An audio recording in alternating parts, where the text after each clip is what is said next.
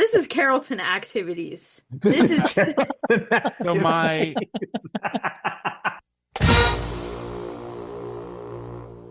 Welcome to My God a Podcast. I'm Jim Wood. In this episode, John Powell and I are joined by Nathan and Yara from Chapel Bell Curve. We talk about their Georgia stories, our times in Athens, how we're all feeling about this season, and we make a few picks for the game this week. It's an off-the-rails, bi-week collaboration episode. If you'd like to join a burgeoning community of like-minded individuals, head over to patreon.com/Chapel Bell Curve. And finally, if you need help with your website or your online presence, head over to workingwebmedia.com/dogs. Now, let's join the conversation in progress. Yeah, the opening of every episode of My God a Podcast says, now we're going to join the conversation already in progress. And like, it literally is true. And like tonight is like, this is exactly what's what we happening? do. Yeah. Good. Yeah. So I guess, I don't know. I'm Jim. You could be listening to Chapel Bell Curve. You could be listening to My God a Podcast. It's the collab episode, the crossover. Yeah. I will say, I'll give a shout out, Nathan. When I spied you at the Sousa show, Mississippi State game, and I took a picture. My daughter, we arrived. My daughter was like, "Oh, look, the band!" And so we went, and I was like, "Oh, I think that's the thing that like Nathan does, that he always talk about on Chapel Hill Curve." Anyways, I sent a picture to my buddy Brett Building, and he was like, "It's the collab that everyone's been waiting for." It was pretty funny. Well, he incepted it into the world. That's right. So yeah, welcome. This is fun. I know we've Yeah. mentioned, maybe doing this before. I feel like we've like orbited around like our spheres have sort of like finally aligned, such that we can make this transfer. Right. Agreed. Amazing invitation by Yara. Sent a trade request, was like the funniest thing. Like I was dying laughing at that. It was amazing. Yara, so let me tell you the secret of Yara as a podcaster. And I'm going to put you on blast. Top of the show. Oh no. Here's what Yara does. I'm really scared. No, it's genius. It's actually genius. This is like, in some ways, Yara is like the podcasting version of Leonardo DiCaprio from Catch Me If You Can. And here's why. Yara, it has so many more references about just like teen culture. And then she'll use them on me. And then I think she made them up. So sometimes I have a TikTok account, so okay, I get them sometimes, but sometimes she'll do something and I'll just like lose it, and then I realize that Yara was making a reference, and I just think Yara is a comedic genius. But that's the grift, is that Yara's like, I'm the only Gen Z here, and all these aging men will think this is hilarious. Yes. That is incredible. That reminds me, Nathan, there's a TikTok account that I feel like, so now I know that you have a TikTok account, but there's this one account that I felt like if you had an account, this would be your account. This is basically from me knowing what I know of listening to your podcast. I'll have to find that next time one comes up, I'll send it to you. So please do. Yeah. And you'll be like, what is Jim talking about? I don't like, one of the things about being a high school teacher that crept up on me, like when you come through a teacher prep program, they tell you a lot of things about how being a high school teacher changes you. But this is the thing that I didn't expect, is that I am so chronically online. I am so online. And I wish I was more of a Luddite. Like, I wish that people were like, "Oh, grandpa, you don't get what the TikToks are." But unfortunately, because I work around 17-year-olds 8 hours a day, and then I go to redcoat practice, like sometimes around the redcoats, I know TikTok trends that they don't, because my 17-year-olds, all they do, oh God, beer burp. All they do, I'm too old to drink a Miller High Life at 9 p.m. I just wanted to be in the spirit. But all they do It's is a sit Miller up and, pause. It's a Miller highlight. You could. I believe in you, Unc. I believe in you, Grandpa. You got this. all right, twin. Beers. Yeah, baby. That's right. Slay. I love There you that. go again with the Gen Z slang. I know that from my daughter. Although my youngest daughter doesn't like saying slay, my oldest does. So Here was when you came to the Sousa show. This was my high school teacher reaction, was that you were really excited to see me and I was really excited to see you. And because I've been around high school kids too much, I saw your daughter and I was like, she really hates that her dad is enthusiastic about me. Like if you had walked up to me and been like, "This idiot, I kind of know him. His podcast sucks," your daughter would have been like, "Oh, what's the name of his podcast?" But you were like, "Oh my God, this is Nathan I was talking to you about," and she was just like, Uh, she had the Ben Affleck like, "Yes, no, Yeah. no." We were talking, and she was off to the side. I looked over, and I was like, "Is that a Marlboro 100? Like, what are you doing, man?" Like, Yeah. Yeah. She did though. She got some good pictures of the Susie show that made it into her Instagram story. oh, So yeah, I've so it been was there. blessed. Yes. She loved the funeral. Like she picked up on it. She was like, "Oh, it's a funeral." Like she loved that. Yeah, So everybody always catches it. It's a funeral, and nobody ever catches that we're playing the song from The Hobbit. okay. Okay. That's the song the dwarfs sing at the beginning of The Hobbit, Misty Mountain Cold. Like if you ever oh watched yeah, like the Missy Mountain. 1980s cartoon thing, it just kind of sounds like a funeral song, but my personal like I didn't get any dates in high school nerddom really appreciates that like I'm making jocks listen to this Lord of the Rings song. Okay. Got it. I like the irony there. It comes full circle. Yeah, I'm Yeah. like, ha ha ha, you said books sucked. But actually, That's too good. That's too good. Yeah, man. We had just Off we the rails parked at already. yeah, off the rails. That's okay. We parked at Tate and saw that. So kind of lucked out with that. Literally came upon it. That was fun. Um, I don't know. What do y'all want to talk about? The dogs are heck of a season thus far. Wanted to do something fun for the bye week, and so we'll just talk about all the things. We got all nothing right. else to talk about. Might as well talk about all the things. That's right. Yeah.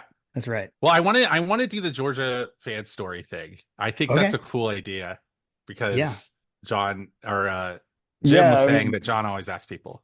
yeah, it's the question that we ask everybody that comes on is, what is your Georgia story? Like, how did you get involved in the University of Georgia? Why did you go to Georgia? All the things, whether it's, historical or, you're obviously we're alumni, so I'm sure that there's a connection there. But, what is your Georgia story? Yara, I like yours a lot, and I know most of yours, so I think you should go first. Oh gosh. Okay. This is on the spot. All right. So I moved to Georgia in 2016 from Chicago, and both of my parents immigrated to the United States from like the Middle East. So I was not raised a Georgia fan. I wasn't into any of that stuff. I didn't even like football, which is so crazy to say now. But in 20, I was like fully determined to be a music ed major, right? I was not supposed to be here. But I in 2020, I went to JanFest, which is this huge like 3 or 4 day kind of festival that the Hugh Hodgson School of Music does for high school students. And they bring band kids in from all over Georgia, and you just get force fed like 5 or 6 pieces of music with a whole bunch of other students from Georgia in the span of 3 days. And then it happens. It's so much fun. And it's a great recruitment tactic to get people to apply to Georgia, I'll add. That's Nice. oh, it was so good because I did not want to go to Georgia for like the first 2, 3 years that I did JanFest. And then my last year, 2020, it was right off of when I finished a kind of tour with the University of West Georgia, go Wolves, wind ensemble in Natchitoches, Louisiana. So I did that. I went to JanFest, and this whole time I was thinking about, colleges that I was going to apply to. I fully intended on going back up north, y'all. I wanted to go to Northwestern until I looked at Mm. that tuition price. That was crazy. $90,000 a semester is a bit ridiculous. But I started like walking around campus. I got lost on my last day actually, and I just walked around what I now know as like the South Campus part where the school music is and everything. I Mm. started walking over there, and it was just the coolest experience to get to know Georgia without anybody like being my tour guide or having to go to places. It really changed my perspective on UGA. And I came back home. I kind of sat on it for a while. I love my dad so much. He forced me to apply to Georgia. If I was going to apply to all of these schools in Chicago and stuff, he was like, "This is your safety school." and if you don't get it anywhere else, you're gonna go here. Thank you, Dad. Uh, I I ended up going back to Georgia on March 13th, 2020, the day the entire world shut down, Mm, to help my friend move out of her dorm. Because at the time it was that 2 week like extended spring vacation. Nobody knew it right, was happening. We didn't know it right. was COVID. So I helped her move out. We stopped at Cookout. Specifically, yep. We stopped at Cookout and I got the notification that my application had been processed and there was like a result waiting for me. And I got in to UGA and I literally screamed so hard. I think I scared the poor Cookout people. I scared everybody so bad. That's how loud I screamed. And that was the first time I cried like tears of joy because that was crazy. I'm not an emotional person, not like, in the crying sense, but that was such a surreal experience for me. Just because it kind of represented the culmination of all that my parents worked really hard for. Like, my dad came here with literally like $150 and a dream. Hmm. And not to be all, hoorah, American dream, but hoorah, American dream. Yeah, Oh, seriously. so great, USA. Like, and that same day I put in I accepted my application or I accepted my admittance because duh. And I told my best friend who was already going to Georgia, like, hey, do you want to be roommates? And yeah, that's my Georgia story. I did Redcoats. That's where I met Nathan. I went to the national championship. Um, I got to beat Alabama. Yes, finally. Oh my God, I hate Alabama so much. But it truly was. I just graduated in December of this year. And it was truly the most surreal, amazing time that of any experience ever. I learned so much. I became who I am today. I grew so much as a person. It was nothing short of perfect, even through the good times and the bad times. So now Yeah. now I'm an alum. Go dogs. And now I'm here. And that's my Georgia story. Hold on, but That's also awesome. not a sousaphone player originally, right? Oh yeah, I started piano when I was 3, but then I started oboe, which is like knockoff clarinet. It's a fascinating thing. I love oboe, don't get me wrong, but what a choice. And I taught myself sousaphone, I think freshman year of high school because I got told that I was a little too scrawny to play sousaphone. I was like 80 pounds soaking wet freshman year of high school. I was stickly. And I was told, you know what, just stick with trumpet. Stick with something light. And Hmm. because I'm the most stubborn bitch alive, I picked the sousaphone and I taught myself sousaphone. It was excellent. That's That's awesome. hilarious. So you're like a virtuoso, huh? Oh, I wouldn't say all of that. I don't know about that. Nathan can tell you. No, you were fine. You were fine. I You can appreciate. march. You can march, and your sound didn't take away from what we were doing. Thanks. There we Okay. go. There we go. You were in tune and in tone, baby. That's what matters. Yeah. Okay. Thank you. All right. I wasn't bad then. All right. So was Nathan like the Kirby Smart of the Redcoats? Was he like No, was no. he like demanding? I'm like the offense. I don't want to claim to be Stacey Searles. I think I'm better than that. But I'm like the I work with one section. I'm basically a position coach. Position coach. Okay. I Okay. don't think I'm that demanding, Yara. I'm not. You're No. maybe you're like the Todd Hartley. You're like the Yeah, Todd that's Todd Hartley. Yeah, Hartley. yeah. I'd say there are Redcoats who listen to this who are going to say this is BS, but like the thing about the sousaphones is they don't want to be gentle parented. I had this thing at the beginning of the year that I was doing where I was like not cursing and I wasn't yelling at them and I was being like, "Hey guys, let's be quiet coyotes and like let's be competent koalas," and they hated it. They despised it. They were like, "Are you making fun of me?" And if I just went back there and it was like, "Listen here, you bleep bleep, you can bleep," then they're like, "Yeah, okay, cool, yeah." And so it was like, I guess like I'll work with the tools available, but I don't. That's not my like default teacher persona. I have to be pushed. Got it. That's funny. Got it. I was Man, gonna Yara, say, you like you went through it all. You went through it all. Like the good yeah. times and the bad. Like Yeah, yep. COVID baby straight into two Yeah. national titles is pretty crazy. Yeah. Yeah. It was a little fascinating. I think going to Indianapolis. Oh, I forgot to mention this. I was also a truck driver for Redcoats. That's my super lore.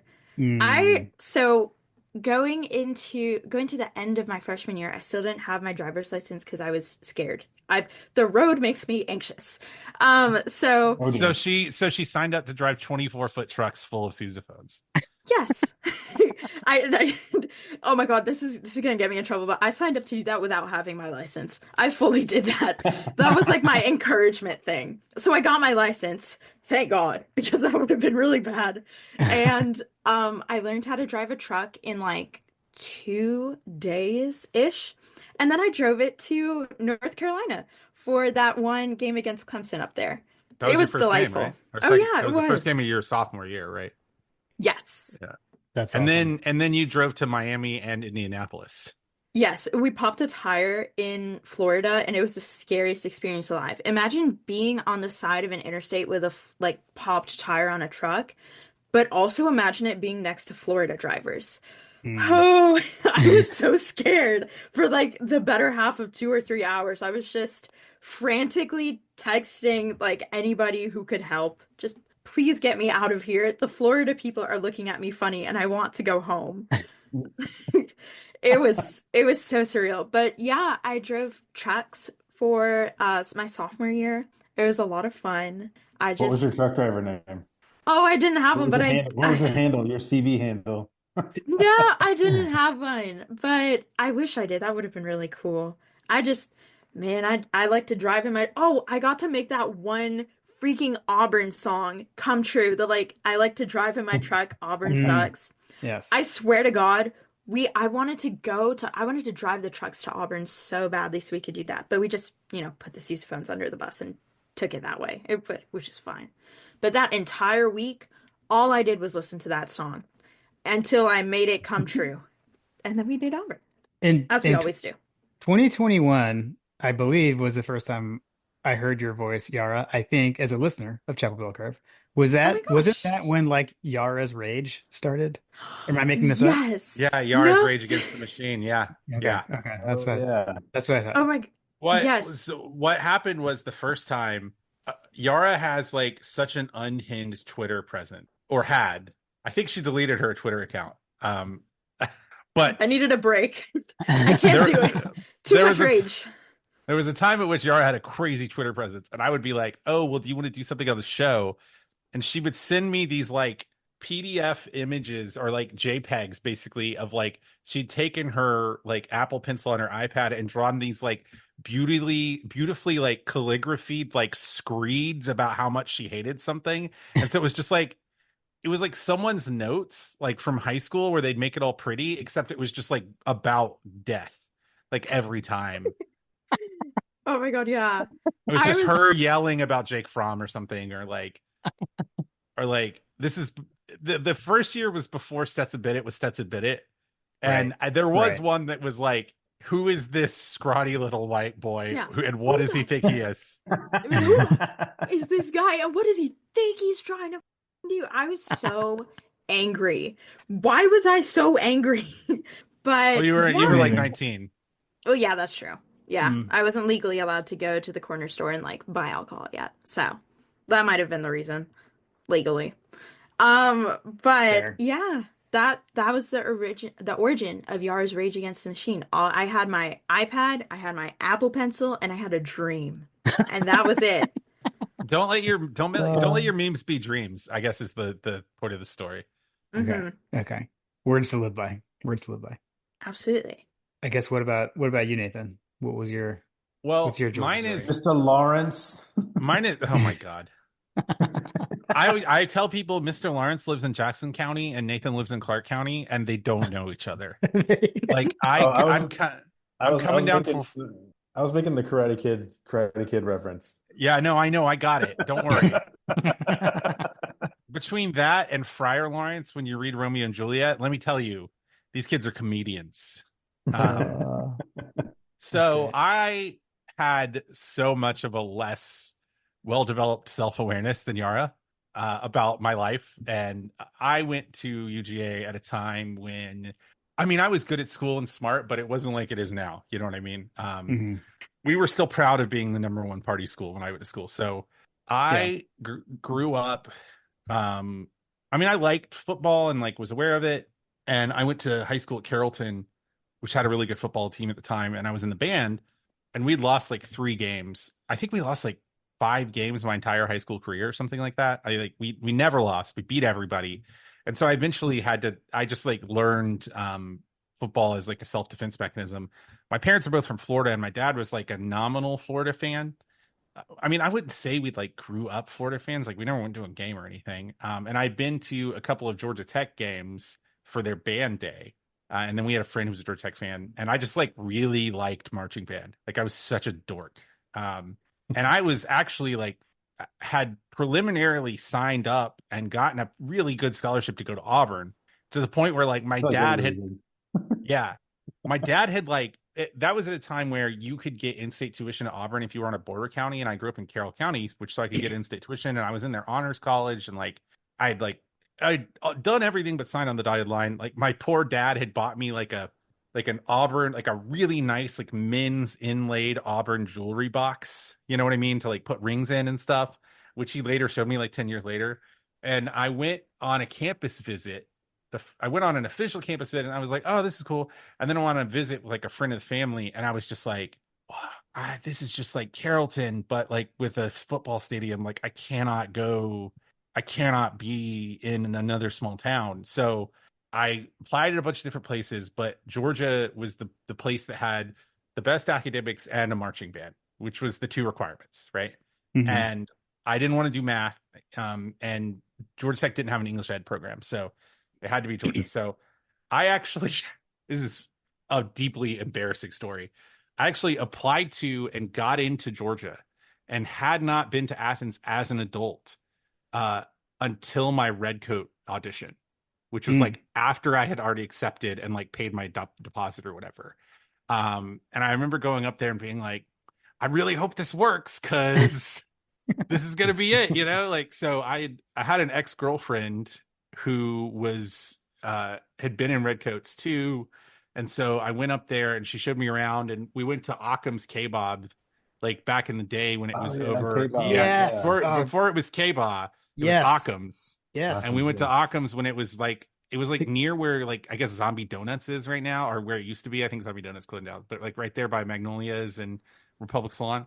And we went over mhm. there, and I was like, "Oh, I like this place." And she was like, "Yeah, that was just North Campus. Let's walk over here." And I was like, "It's bigger than that, you know." And I was such an idiot. Like that was like the first time I'd been on campus. But then I I got into band because I just liked band. And I did Redcoats the first year, and there were these two guys who were like seniors in my section, Kyle and Matt. Matt was the section leader, and they were like super into football. And that was when I really was like, well, we have to sit at these games, so I'm going to learn about football. And then and then from there it was like, okay, well, what about football statistics? Because I just read Moneyball because I didn't have a lot of dates in high school before I met my wife. Um, and then God here we bless you. are. Yeah, and then here we are basically. Um, I feel like I sort of just like wandered into this really, I mean, I guess as it happens with many people, I feel like I sort of just like lucked into the best things in my life, you know? Like I dated this beautiful girl in high school because she was listening to Led Zeppelin when we were going to Beta Club convention, and she was like, "Hey, do you want to go out?" And then we got married. We're still married. And then like, and then I went to UGA because it was like the one that had a football team and a band. Yeah. And now I'm like I still work for them, so it feels like Yara has this like American dream success story, and I feel like I'm just like the guy who accidentally wandered into the party and that people just like enough that they don't say he wasn't invited, you know? Like I'm just like, "Oh, hey guys, like oh, he's a good hang," you know? Oh, that's funny. I was curious on the stats thing that you answered it because I was wondering how you went from like English literature to stats, Well, I don't but it came from a book, or were you always into statistics? well, yeah, I mean, I took AP A AB AP's calculus, the first AP calculus class, and I got a 5 on it. And I didn't want to take That's BC who's calculus. counting. Yeah, well, Yeah. this is the last Let math achievement I had in my life. So just let me have this one thing. And then I didn't want to take BC calculus, so I took AP stats. And I thought it was really fun, but I didn't turn in any of the work, and I got a C for like the first time in my high school career. My dad took my car. And then I got like a spite 5 on that test. And those were the only two math classes I had to take in college, basically. But That's Hmm. awesome. I wasn't The really a smart way. math. Yeah, yeah.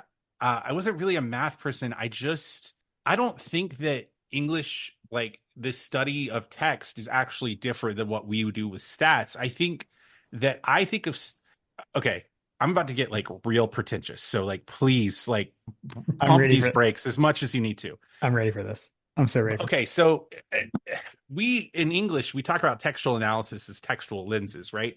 You can read a book from like 20 different ways, right? And good people who really know how to analyze English and good writers know and good readers know how to flip through these lenses. Like, am I reading this in a formalist sense where I'm just looking at this text? Am I looking at this historically, like with the biography of the author? And you have to kind of flip between these lenses. And to me, the appeal of stats, like I really got into it when Bill Connolly was at like Rock M Nation, and then he Hmm. was doing like SB Nation stuff, and I just like I was like obsessed with all. I've like read everything he wrote. But to me, stats is it is just a different textual lens. I feel like when I watch football without stats, it's like eating food without your sense of smell. Like it's like you're not like when I'm at the game, I I love the pageantry and the tradition and seeing my friends and family, and I love cheering and like wanting to win, but I also like kind of want to know what's going on, but I never played football, right? So like the only lens through which I have to like better understand what's happening on the field is statistics. And like it doesn't necessarily make me like smarter. It's just like I think that with like just some really basic statistical knowledge, you can become a more intelligent consumer of the game. And to me, that's like more fun. Like I don't want to read books that I don't fully understand. And in the Hmm. same way, I don't want to watch a game where there are layers of it. Like there's like one of the things you see is like a Redcoat staff members. There's like so many like stacked up systems when you're watching college football games. Like when you're at the game, there's what's on the field, and then there's the band, and then there's the fans, and then there's the people running the elevators that take the coaches up to their coaches' boxes. And then there's the high school kids who are volunteering to sell concessions. And then there's like the Gwinnett County school police officers who are there to run the crowd. And so there's just like all these different like layers upon layers of like cultural organization and like things happening. And like you can never suss out all of them. But I just think it's really intriguing to watch, to be able to look at a game and see as many different like facets of that diamond, right? You can just keep turning this gem and it's like a different thing every time, right? Like for you, it's like memories of you and your dad. And for another person, it's like, you know, the first girl you kissed in the student section. And for another person, it's like, you know, heartbreak of going to a game and like, you know, watching the Tennessee Josh Dobbs Hail Mary or whatever. And I think that stats is just like another facet of that, right? All right, Yeah. that's done. Yeah. I'm done sounding smart. No, That's all I got in me. no, that's cool. That's Forget it, cool. he's rolling. Yeah. Yeah, no, Uh, I often feel like John when we're on this podcast, I feel like sober John Belushi from Animal House. Like if John Belushi were like smart enough to sound smart but still dumb enough to be John Belushi, you know, like that's like my that's sort of the where I'm going. yeah. Yeah. I honestly, I will credit finding Chapel Bell Curve however I did when you guys started. Um, and back then, like, we didn't have a podcast yet. John and I used to text about podcasts a lot. And we actually started texting about you guys. Like that's where I initially started looking into stats, honestly. Listening to you guys got me interested into it, and John and I would kind of bounce stuff off of each other. So I never looked at it at all until then. And so now I still do. I don't have like the depth of knowledge, but there are things that I do look at that I do feel like kind of help Well, me and to try to yeah, exactly. evaluate what might happen. Yeah. We created And our own impact score. That's true. We do have an impact score. nice. Uh We yeah. we got really lucky the first year because in 2017, the Rose Bowl year was the first year we did it, and Mm. there was a lot of publicly available data, like not sharp stats. Like I'm talking like Bill Connolly is writing this on a blog. There was just a lot of publicly available data where you would be like, well, SP Plus has us winning 11 games, and nobody was predicting that. And I do Mm. think part of our success has been like looking at things that are publicly available and being like, huh? Right. Huh? Right. Did it? Yeah. Yeah. You got like I sometimes people Yeah. think of us as being like smarter than we are, but a lot of times it's just like, do you see how this number is higher than that number? Like that's all I got. Like that's all I got. One of these numbers is higher. Like Yeah. Yeah. This season has been one of the more stranger seasons since we started looking at this stuff, is because like none of it makes any sense. Sorry, Carter. Um, that's I mean I think that's your comment about like eating without the smell, and that's actually been my introduction to it, was when Jim introduced, I think Jim was the one that introduced me to you guys and started listening to you guys and started learning about some of the different stats and all that kind of stuff. um and I think that the one of the more interesting things is like I had a feeling about how I was feeling about the different things and the games and who we were playing and all that stuff. The stats helped me to layer on how it actually was. Does that make sense? yeah, yeah, Like I needed to listen to Chapel Bell Curve so that I could feel better about how I was feeling about the games. Because like right. haven't like Jim and I would be like, have you listened to Chapel Bell Curve? Like, no, I haven't listened to it yet. Like, okay, I just want to see what they say Well, about it, because I think that we're gonna be fine, but I want to hear what they have to say about it. I do think it there is a little bit. Do you guys go to the games? I Yeah. know you were at that one game, but like one thing I I do. noticed. I've got season. I mean, I don't go to every game. Like we've got a block of season tickets Mhm. between like my family four, my sister and her family four, and my parents. So we've got six seats that among those 10 of us, Rotate through. we rotate. Yeah, and we One of the attempt as best we to get all six filled every game. I do Yeah. feel like the other thing that we were kind of like I've been really trying not to curse, but the big thing that we were like Stickler responding button against, thing.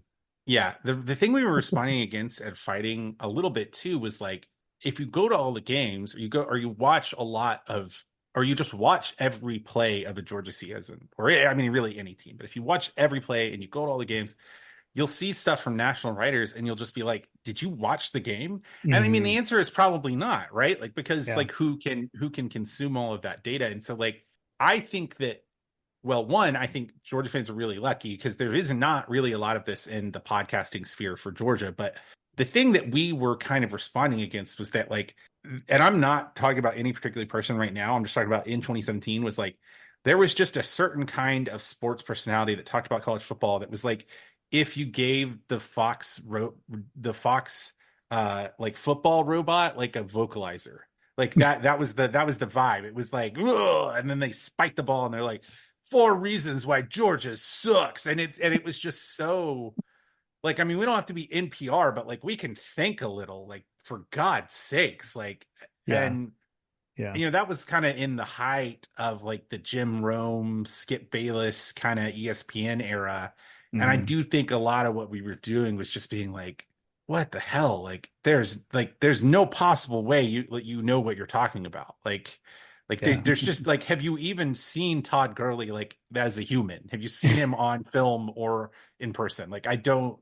I remember that one distinctly. I remember someone talking about Nick Chubb, I think, actually, and being like, have you ever seen this man play? They were like, he's not that fast. And I was like, I literally don't think you have ever watched a Georgia game.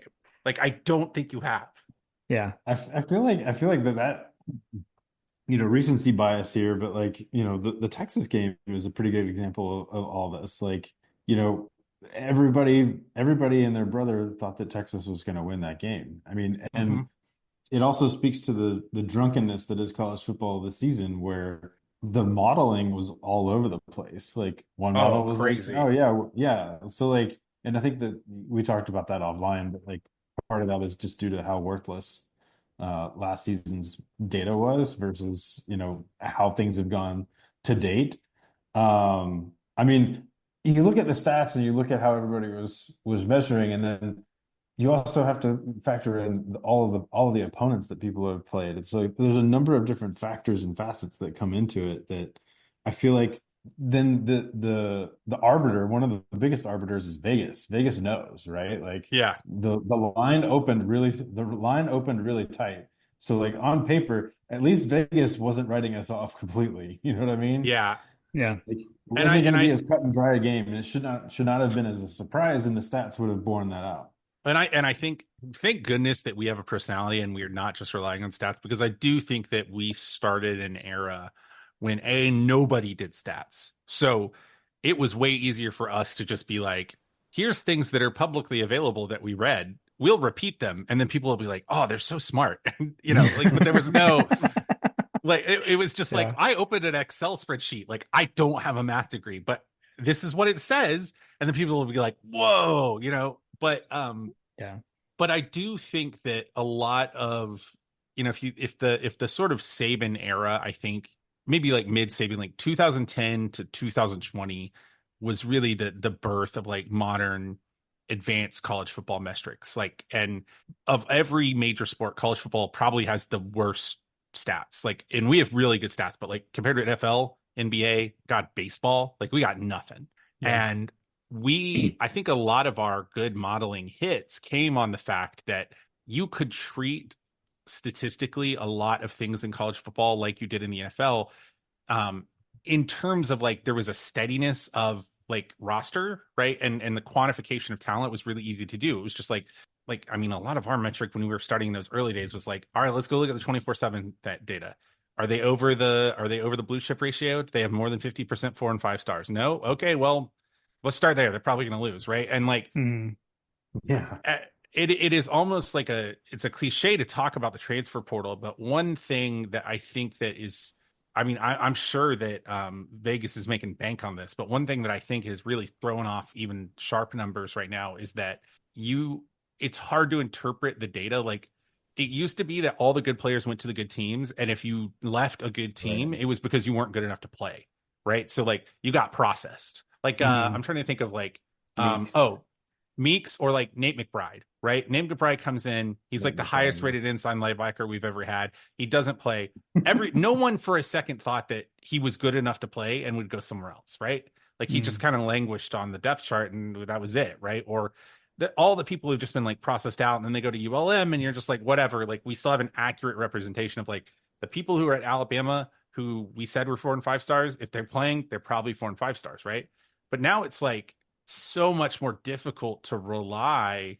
I mean, 24/7 does a great job and they've added transfers to their talent composite and they like regrade people based on stuff, but it's just so much harder to know like, like what is a really good FCS player worth on an FBS team? What Right. is if Ashton Genty I mean, I hope he wins the Heisman. I think he's great. But if he transferred to Alabama next year, what would he be worth? He'd probably be the best yeah. running back on their roster, but there's no possible way to quantify like because the basic axiom that Bill Connolly started with was like the more talented team usually wins, right? And like you can kind of just like start there as your first like the first layer of analysis of that. Who is more talented, right? And it used to be that you could really accurately answer that question, but you really just can't anymore because it's so hard to know like okay, did Colby Young transfer to Georgia because he wasn't getting playing time because Miami's wide receivers are better for Georgia? Or was it because he wanted more NIL money at the SEC? Or was it because that he just thought that he had a better chance of getting a ring at Georgia or better NFL prep? Like there's Yeah. just no way to know in a predictive sense what the answer to that is. I And Yeah. mean, that I Look at Urasek. Like, yeah, I yeah. mean, he came into Georgia as an NFL caliber player, and I think that he's lost money this season. Oh, big time. Yeah. Well, then you got like last year, or I guess over the last few years, like that Cody Schrader guy at Missouri, right? I mean, he Oh was, yeah. he was like, that's like the big jump up. He's what, like D2 or whatever. And then what led Missouri in rushing last year. Well, and I think that and the problem too is like I'm not saying anything new in saying this, but development isn't linear, right? So like Jurisic could get signed to a practice squad next year and then end up being like a all pro tight end just because he figured some stuff out, right? So Figures it out, yeah. and I think it's good and better for college football that players get to go where they want to play and get to play where they want to play. And I think having more parity in terms of like yeah, it was great for us, but it did kind of suck that like 40% of the 4 stars went to 3 schools. Or you know what I'm saying? Or five Yeah. stars rather. And but I think that it sure as hell makes it harder to predict a football game, man. Like it just I don't know. I generally know who the more talented team is. Like I think we're more talented than most of the teams will play. We're probably more on paper talented than Tennessee. I Mhm. think we might have been more talented than Alabama, but like Yeah. every one of those teams has such, well, God, don't even get me started. But every one of those teams has such massive transfer influx and outflow that it's hard to quantify what that means, right? Yeah. I think that well, you might be able to provide a unique perspective on it because you're a high school teacher, right? Yeah.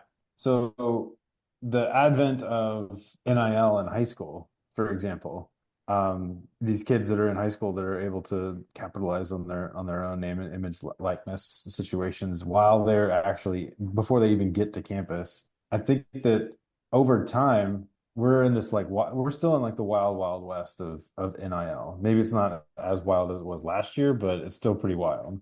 At some point, the kids that are the five stars that have the NFL caliber talent or whatever, um, if they start seeing their peers, let's say the juniors and the sophomores start seeing their peers going to the Colorados of the world or the Ole Misses of the world and just getting absolutely smoked, they may start to realize that, maybe the money isn't always the best game in town. You know what I mean? So I think that there probably will be a little bit of regression to the mean, to use the statistical term, like that the good players are going to find the good teams. Mm-hmm. And I think it's a God, I hate to use this word because Jesus Christ knows I'm not a finance pro. But there is, I think, a little bit of a bubble in the system right now where it NIL money is worth a lot to teams, but it is not being efficiently invested right now at this point. And I think there was such a buildup, like whenever you have prohibition, right? Like there's such a buildup in demand, and then like the cork comes off, and there's like an explosion of production. I think that's kind of what happened. Is like all of a sudden, like the dude who owns 8,000 acres in Mississippi can spend his money legally on Ole Miss, right? So he's gonna just like fire hose it into a program. So I don't know long term. And then I think also like we're in a situation where no bad regulation, like light regulation can be worse than no regulation, right? Like Mhm. when we were Yeah. all doing this illegally, we had some kind of like equilibrium built up. And now it's like we're doing it legally, but there are no rules, which is like actually more chaotic than pretending like there were rules for some reason. Like, Yeah. That's so true. I think that we're also finding that, like, you got people like Bear Alexander. Like, look at what happened to him. He went out to USC and like fizzles out. And Transferring then you've again, got, right? yeah, he's mhm. transferring. Yeah.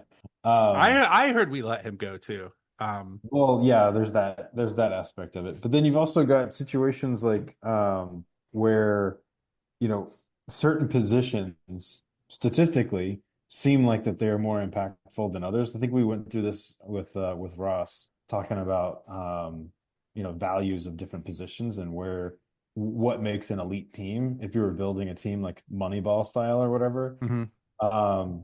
Like what positions would you invest in first? And there's there's all sorts of data that Russ compiled and basically just kind of centered on a handful of positions. If you had a limited funds, like where would you invest them? And I think that the whole topic of conversation was centered around, why can't we get elite wide receivers? And that seemed to be one of the positions that was a key component for an elite team. Yeah, and I think that if we want to talk about this season's Georgia, I think it's a pretty good example of it is still possible, even in the transfer portal era, to do the Alabama thing, because I think what Georgia is doing is the Alabama thing. I think the offense is inconsistent. So, like, how do you solve for a really talented but inconsistent offense from a program building standpoint? You just play like low margin suffocating ball, right? Like Mhm. you sack the quarterback a bunch, you get punts, and then if you have to punt, well, you probably are more talented on defense than they are on offense. And every time but one that worked, right? And you see Yeah. the one time it didn't work, I mean, it was basically because of one wide receiver, right? And Yeah. And turnovers. But yes, agreed. there is like a reverse triple option thing that goes on, I think, with like Alabama, Georgia level things where it's like, there's the whole thing about how like why do you do the triple option? Well, you do the triple option because you can't recruit offensive linemen, right? So Mhm. you need an offensive system that will do exactly what you want. That will overcome that gap because you're kind of playing asymmetrical warfare every time you play a better team than you. But I think teams like Georgia can kind of do the reverse thing where they're like, well, we don't have X, Y, and Z, but we can just basically throw talent at the program, right? Like if you have 21 pressures on 34 pass dropbacks against the opposing offense, if it doesn't matter if your quarterback throws 3 picks. And I think that's kind of what we're doing. We're doing like a reverse triple option where we're just like, we will just be so overwhelmingly talented, more talented than the other team at a specific position or a specific group of positions that it doesn't matter at the places where we have fundamental weaknesses, right? Like, oh, Yeah. our tight ends can't catch. Well, Michael Williams, deal with that. And then we'll move from there, right? Like, Right. And he wasn't healthy against Alabama too. Like, right. Yeah. I mean, like, and there we go, right? Like, yeah, yeah. I am I do think it's wild that we're at where we're at and we still haven't played I would say a fully complete game. Like even no, against Texas, no. that wasn't a complete game because the offense wasn't there. Or not, whatever, not clicking on all cylinders. So I don't know. I think that's should be scary for others, if we can figure that out Yeah. and pull it together. I don't know how to like talk about this like without it being like a Kirby Smart hagiography and my like built in like aversion to that's hard for me to do because I inherently mistrust authority, right? So it's hard for me to be nice about a rich white man. But I will say I think that there is I think Kirby Smart is really good at coaching over an entire season. Sometimes he's a little too like small C conservative for me as a game day coach, and I think he'd probably go for it on fourth down more if he wanted. But I think he is just really good at the psychological side of it, and in terms of, I think he treats it. I noticed like, did you guys watch the little like mini movie that they made about the Texas game? Oh yeah, it's fantastic. Yes. Oh, so good, yeah, and the like real shady thing with the bottles that was great. But That was great. at It's one point, Yes. it was cinema. It was cinema. oh, so good, so petty, so petty. So And petty. we learned about on our Texas preview, we learned about why because we talked about the Longhorn Network and the Delaware Valley oil reserves for like an Oh, hour. speaking of super, super awesome episode, by the way. I was like, Yara got me on the fun facts. Yeah, no, Yara will do And something. Nathan, and Nathan. No, but see, here's the thing. I have this like deep, like, I have like a incumbency advantage right over Yara because there are things that are just like seem like fun facts to her, but they happened when I was alive. You know what I'm saying? Where I'm like, yeah, I know where Johnny Manziel went to college. He went to college when I went to college, and she's like, whoa, and I'm like, dad. And then she says, whoa, and I feel like the grasp of death around my throat. But then Uh, Yara gets real sneaky because like I will know more trivia because it's stuff that I know. But Yara is so much more online than me that she'll just be like, well, I can also get on Wikipedia. And then she's just like, famous people from Texas. And I was like, yeah, dude. uh, The This is oil what I field, provide. This is what I the provide to oil this field. space. I don't do stats. I I got 1A in college statistics, and that was it. That was what I needed for my communications degree. What I lack in stats, I make up for in personality hires. Oh yeah. look, you've gotta have the right vibes. Hmm. That is important. And I think too, I mean, like you have a very different perspective than the other three of us on here right now, Yara. And that I mean, you only know Kirby Smart Georgia Bulldogs, right? I mean, that's it for you, Yes. I and which is pretty that's cool. great. That's Yeah. great. All I know is Is Go it? Dogs and Kirby Smart, and it is so much fun. I'm so sorry for the aging that is about to occur. My first loss was in 2021 against Alabama in the SEC championship. That was it, and I was crying so hard in the stands with my 45-pound sousaphone on No, my shoulder. when she, I have never felt older than when we lost to Alabama this year. And she was like, she texted me after the loss and she said, Nathan, how do you deal with a Georgia loss? And I was just like, oh God. Tell me, tell me you haven't seen Georgia lose to the West Virginia in the Sugar Bowl Well, no, you know Who what, without man? in telling the me. who? No, Yara, my last game as a Redcoat, and I knew it was my last game. I had a victory lap because I didn't get into UGA's undergrad English Ed program and I had to switch my major, but whatever. My 5th year, I knew it was going to be my last game. I'd already gotten into grad school, starting the next semester. My last game as a Redcoat was that we lost to UCF in Jacksonville. Mm. No, in Memphis. It was even worse. Memphis. It was Yeah, it no, was it was like I it was was there. Tennessee?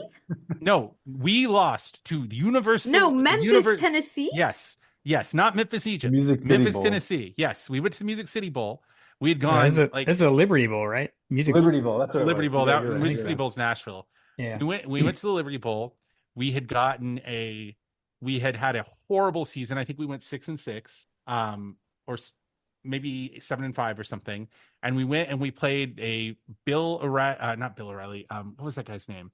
It was George O'Leary, wasn't it? George O'Leary coached UCF team, and we lost. And I packed my horn up and at the Sousa truck, and the buses were all the way over. And I was like having this kind of moment of introspection about like, oh, we lost 6-7, by the way. And I was having this moment of introspection. Yara looks like she just saw a snuff film. I was having this moment of introspection about like, hey, the wins don't matter. I'm going to walk across this big parking lot and get into the Sousa bus and be around my friends. And like really the meaningful part of Redcoats is family. And that's what being a Georgia fan is all about. And I'm having this thought to myself, and I'm like walking across, and I have like a quarter mile to go to the buses, and I see the lights of the buses, and the bottom falls out. I'm talking like torrential December downfall of rain. And I'm just, cold. it was so cold, and it was raining at like 39 degrees and on my wool uniform. And I just like walked into the bus like Charlie Brown, like, and then I sat down, and they're like, hey man, are you okay? And I was like, I don't know. And I just sat there silently all the way back to the hotel. And that's how my college career in Redcoats ended. And then you're like, how do I deal with a UGA loss? And I was like, I don't. Let me ask you a question. Was it 2 field goals, or was it a touchdown with an unsuccessful extra point? Yara, it was two field goals. It was 2 field goals. We were happy when we scored a field goal in the 4th to get within 1 point of UCF. Yara, in the 3rd quarter. Yara, I went to an Independence Bowl, and we played Texas A&M when they were in the Big 12. I went to an Independence Bowl in Shreveport, Louisiana, and I was happy to go, Yara. I was happy to be there. We got to go to the Shreveport Casino. Yara, I've seen things you wouldn't even believe. I'm scared. Gunships on fire off the shoulder of Orion. All these memories gone like tears in rain. Yara, you don't even know. I'm like an android whose body is dying. I'm not even scared of you. I'm scared of the Liberty Bowl. What the is that? That's Yara, so scary. when I got to Georgia, we lost to Georgia Tech my first 3 years in college. What the you guys are scaring me. Yara, in 5 me. years, I had 1 win against Florida, and I was happy. We never beat Florida. I was the same, Nathan. Yeah. So I was 98 to 02, which, by the way, aging myself, I actually went to school with Kirby Smart for one semester. Cool. My freshman, the fall, like the football season, my freshman year was Kirby's last. Wow. So not the best team, but it did have Kirby Smart, Champ Bailey. Like there were a lot of great players on the team. But yeah, so yeah, we lost to Tech those first 3 years. But hey, I'm glad I made the 5th, because my 5th and final year was the first time here's this, Yara, when I was a senior, or my redshirt senior year, as I like to call it, was actually the first time Georgia ever qualified and went to the SEC championship game. And we won it. But that was the first time we'd ever been. Yara, 2002. I never went to an SEC championship game as a student. The fuck? Yeah, Yara. The year after I got out was the 2012 SEC championship, the most heartbreaking loss in modern UGA history, arguably. I mean, arguably one of the most heartbreaking losses. Yeah. And I was sad that I didn't get to be there for that. So Nathan, is everything okay, 6 to 10, guys? 6 to 10, yeah. Okay. These are the good old days, Yara. These are the good old days. What do you mean by good? They were old days. Okay, I don't know if I would consider no, them. now today is the good old days. Yara, you're living in the good old days. You're living in the good old days. There is so 10 years from now, you'll look back and be like, in defense, I would like to provide a defense of mediocre football briefly. it is way easier to have a normal, well-adjusted life when your team is not good. Mm. Way Yeah. easier Yeah. because you're like, oh, we lost to Kentucky. Oh, whatever. I'm gonna spend time with my wife. Like, yeah, that's fine. Heartbreaking loss to Georgia Tech, not a big deal. Yara, if we lost to Georgia Tech now, they'd have to check me into a mental institute. Like, I would get involuntarily committed if we lost to Georgia Tech now. And if we lost, when we lost to Paul Johnson right after I graduated. We lost to Paul Johnson in Georgia Tech, and I was sitting at a cigar bar, and I just had the rest of my day was a good day. What the Now, Yara, fuck? now I can't drink on game days. That's my pathos. I there's a part of me that misses when we were 8-4 because at least I could like I don't miss it, but like I do yearn for a time when I wasn't so fully committed to my own mental illness. See, the problem with me though was back in those days, I would still convince myself that like this is the year, every year. Oh, So really? yeah, I was one of those guys. I've definitely been accused of being a Disney dog. I've definitely been called a Disney Disney dog. dog. Yeah, yeah. That's Really? what Yara, back when we didn't win all the time, those who thought we were going to were called Disney dogs, I think. I don't know. I yeah, they were. Oh. I would That's say I me. Because was it was always a happy story. It was never Yeah, bad. yeah. do you remember I think this account doesn't exist anymore, but do you guys remember Nihilism Dog? Where he has Oh a yeah, yeah. post. Yeah, But not UGA Nihilus. UGA UJ nihilist, yeah. Nihilist, yeah. UJ Nihilist, when he was first posting, when we first had this, Yara, this might have been when you were on Twitter with UGA, but there was this guy who had this thing called UGA Nihilist, and just like everything he posted was about like the heat death of the universe. It was not just like the dogs are gonna lose. It was like even in this win, one day we'll all be in the dirt and our Yeah. accomplishments will be forgotten, kind of thing. But I remember when, I had to mute that account when we started getting like really good because it would yeah, frustrate me. yeah. I just vividly remember that he started following us and we had some fun exchanges. Like I liked him. I don't know who he is. I think it was, it was an anonymous account, but I do remember vividly like there was a moment where I was like, do you like us because you're looking for fodder for why things could go wrong? Right. You're like, Yeah. this is a new source of data for why how this trade could go off the tracks, I think. Right. Right. Right. What do UGA y'all think? nihilist's most recent tweet just cracked me up. You might be excited or even happy about the result tonight, talking about the Texas game, but one day soon we'll all be dead, forgotten remnants on a dead planet spinning aimlessly in a cold and barren universe. Okay, Yeah, so the no, account's still around. that It is still he's a around. genius. He's a freaking genius. Oh Um, man. or she. I don't know. I Fair. What do we think about the rest of the season? Where are we at? Where's the head at? Ooh.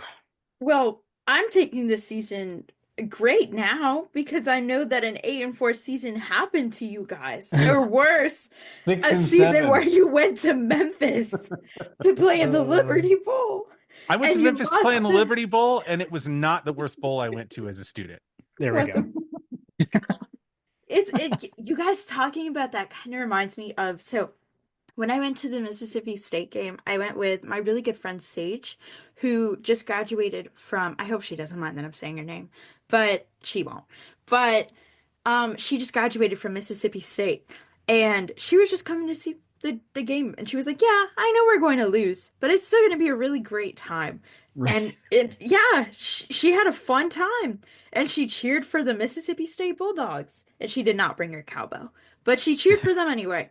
And, they did lose. But something she said when we were trying to walk back home, like, really resonated with me.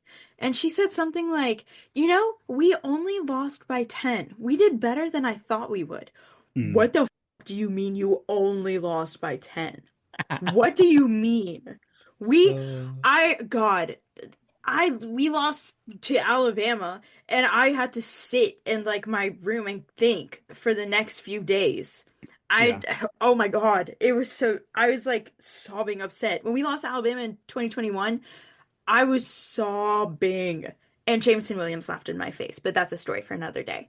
But oh my God, I have beef Someone with someone currently on this Zoom call texted me the other day and said, Good news, Jameson Williams just got suspended for violating the NFL PED rules. And it Ooh, wasn't John or Jim. Yes, he really did. Listen, he I laughed didn't at see me in that. my face, and that is my villain origin story. I hate Alabama. I Wild, hate Alabama. wild. The, I oh my God.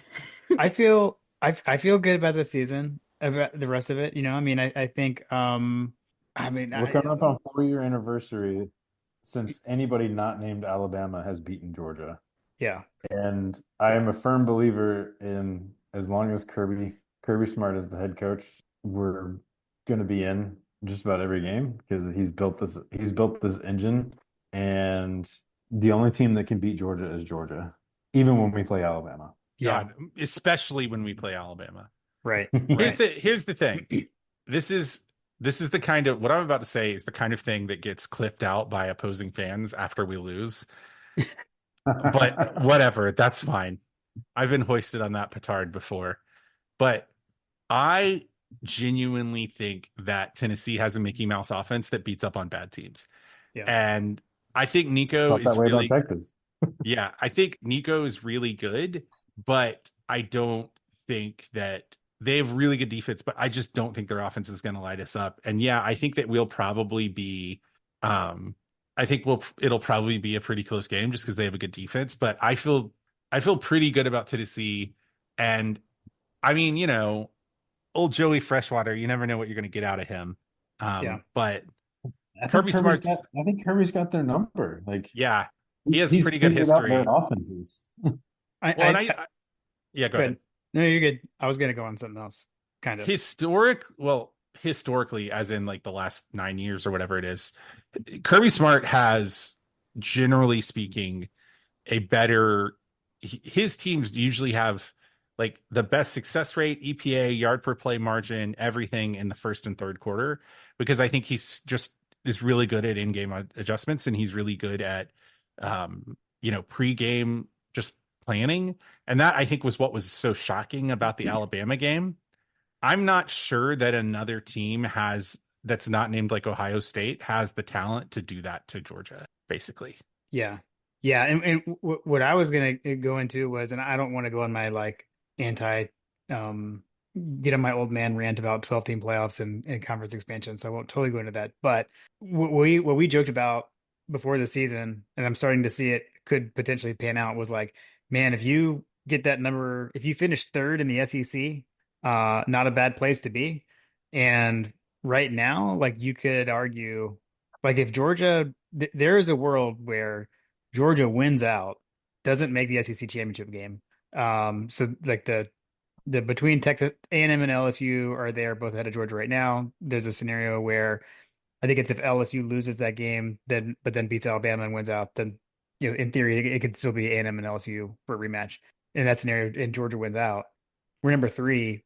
That probably puts us at the 5 seed in the playoff, which is a fantastic spot because then you get the 12 seed in the opening round. You don't need to worry about not having a bye in the playoff because you've already got a bye from not playing in the SEC championship game. So that Can would kind I of be a wild scenario. do you want to know? I'm trying to think about what I can talk about this without getting fired. Okay. Let me tell you something about that game. If we have an on-campus UGA game, Hmm. if you're wondering what the plan is for an on-campus UGA game in the middle of December, the answer is that nobody knows. And Okay. that I have been told by people that I think would know. And I also don't think that's a UGA problem. I don't think that's like some scandal at UGA. I think that it is easy to forget the logistical nightmare that is putting on a college football game. Hmm. And I know this is like such a contrarian take, but I actually don't mind the 12 team playoff. I just don't think that the home games are a good idea. They Hmm. put a lot of money into the community, and so I guess they are like a net positive. But I like the things that you have to do to make a college football game happen that aren't happening on the field are so massive that it like hurts my head, and I deal with like a tiny little fraction of it, and I'm not even in charge of it. You know what I Right. mean? Like, Yeah. and there's so much of a college football game that is like a mechanical Turk where you just like you wind it up and you wind it up and you wind it up and it just sort of like goes, right? People are just the right place because this is when college football season is every year and this is the day college football season happens. And, you know, we have enough parking because this is when that happens and the dorms are open for the kids because here's when the dorms should be open. And I mean, dorms, concessions, like tailgating permits, like there are police at every Georgia game from 15, 20 different jurisdictions in Georgia, right? There are, and it's not just like GSP, local police sheriffs. It's like school police are there, GBI is there. I mean, the nerve center for Georgia's in studio or in game footage is in it's behind the Hartman Fund. If you're up on the like club level, there's like that Hartman Fund lounge, and back Mhm. behind there, in this like really creepy looking door, is like where all of the feed goes through. Those people have like full-time jobs. Like there's just so much. Yeah. Like Yeah. I I do think you're right. I think being that like for the football team Georgia, being the 5 seed would be a good thing. For Yeah. everyone involved in making a Georgia football game happen, being a 5 seed is like an emerging anxiety nightmare. Yeah, that makes sense. That makes sense. I think the other thing, the thing that like that where I cringe about like even like those words coming out of my mouth of like, hey, it'd be a good thing to miss the SEC championship game. Like Yeah. that hurts me. Like, Yeah. because to me, like that was always a thing. And I go back to like this was like what Mark Richt used to say, right? It's like your goals are layered. So it used to be first goal, win the East, right? Second goal, win the SEC. Third goal, win back then it was like win your bowl game or whatever. But like, and it's just it's different now. And my concern was always like, I don't know, like you want to win, etc. But are the coaches like they in the way the sport has morphed, it's like you want to win the national championship, and winning the conference championship isn't as big of a factor in that Yeah, anymore. I don't think. I think the watermark is going to be you want to be in the playoffs because I don't think Yeah. people are going to want that 5 seed for as long because I think the increasing parity, people are going to want that 5 seed until the 12 seed wins. Yeah, And yeah, like, yeah. That's fair. it's not crazy. There have been fifth best college football teams in the nation that would lose to like Boise State. You know what I'm saying? Like, Right, it's right. usually not going to happen, but it could happen. Georgia being one of them. Oh, yeah. Yeah. Yara's like, what? Yara's like, what? Yeah, I'm just here. However, but the What do fifth, you mean, guys? yeah, we once lost to Boise State, and we wore hideous uniforms. Don't look Wait, at y'all them. were serious? I thought you Yeah. were joking.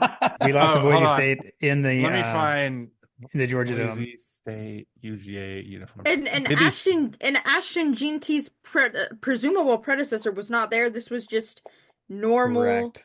Here we Boise go. State from Who Indiana. was the quarterback there? Was it Zelensky or something like that? He was, Yeah. wasn't he? Wasn't he still there that year? I guess he was. There was some. No, There was no, some. They had Zabransky some was there quarterback. the year we beat them Branches. in Athens. I think he was gone at that point. Yeah, We he would have had been these horrendous uniforms that were like gone. like Power Y'all, The Rangers. catalyst, the Yeah. catalyst for all the hatred that is apparent with any uniform suggestion changes. Let's talk about uniforms with Yara. Yara, what's your take on alternate uniforms for Georgia? Do you care? um, Do they interest you at all, or are you just like, yeah, whatever?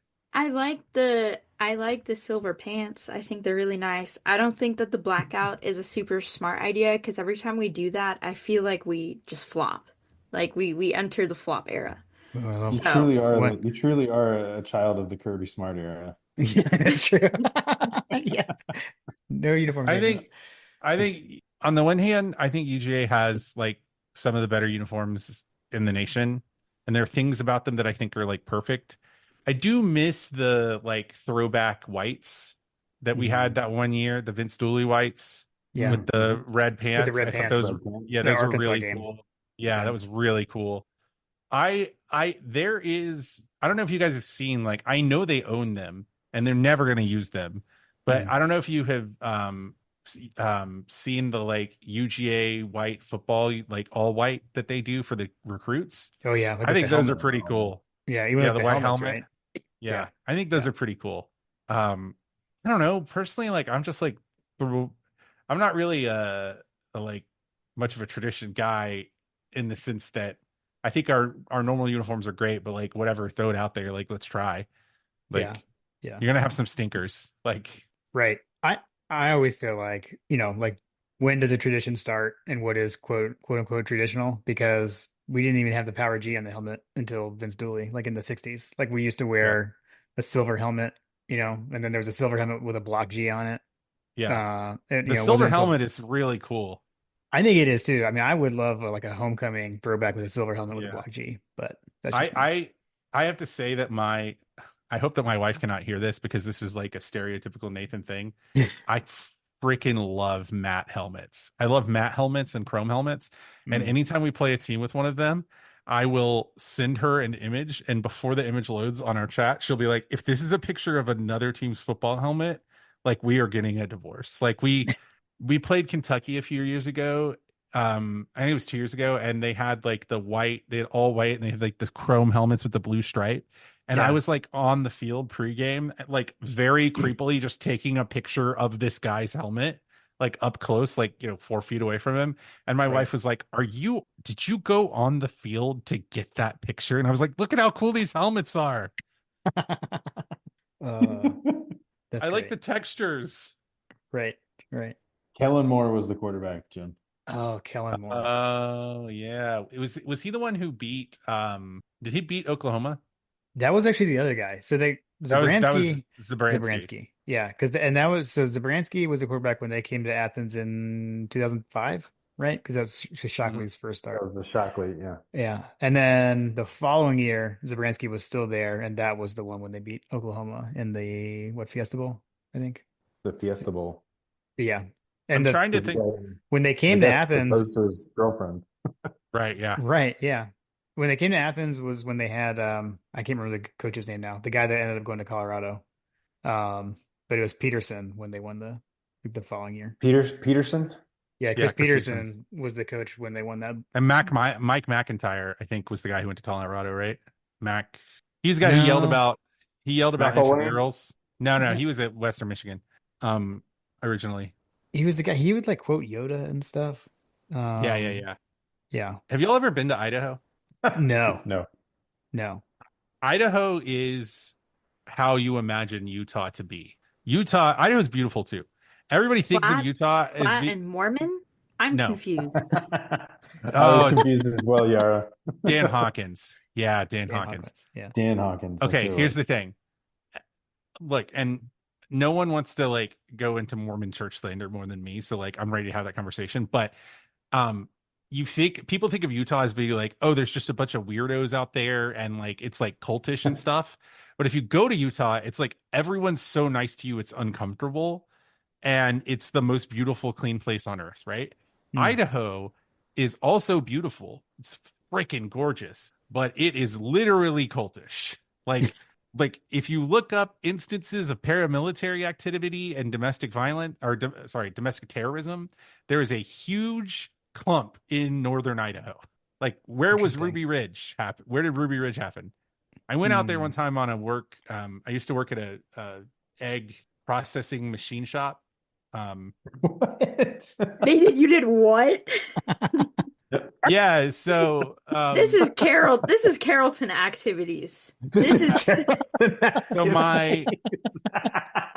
my wow, I guess now we can get more. You want more Nathan lore. My best friend growing up, we met in like third grade. His name was Ethan. We went to UJ together. We were roommates the whole 5 years together. He was in Redcoats. He taught for a little bit. He was a science teacher, and then he left teaching, and he took over his dad's not took over, but he works with his dad. His dad owns one of the two or three places on the planet that like repairs, fabricates parts for, and services in use egg processing machines. Which, like, when you get eggs out of an egg house, there's like a huge process of like sorting them, washing them, checking them for cracks, checking them for blood, and then packaging them. And it's like basically it's like a series of sort of like conveyor belt almost styles machines the size of like a warehouse. They're giant, right? Hmm.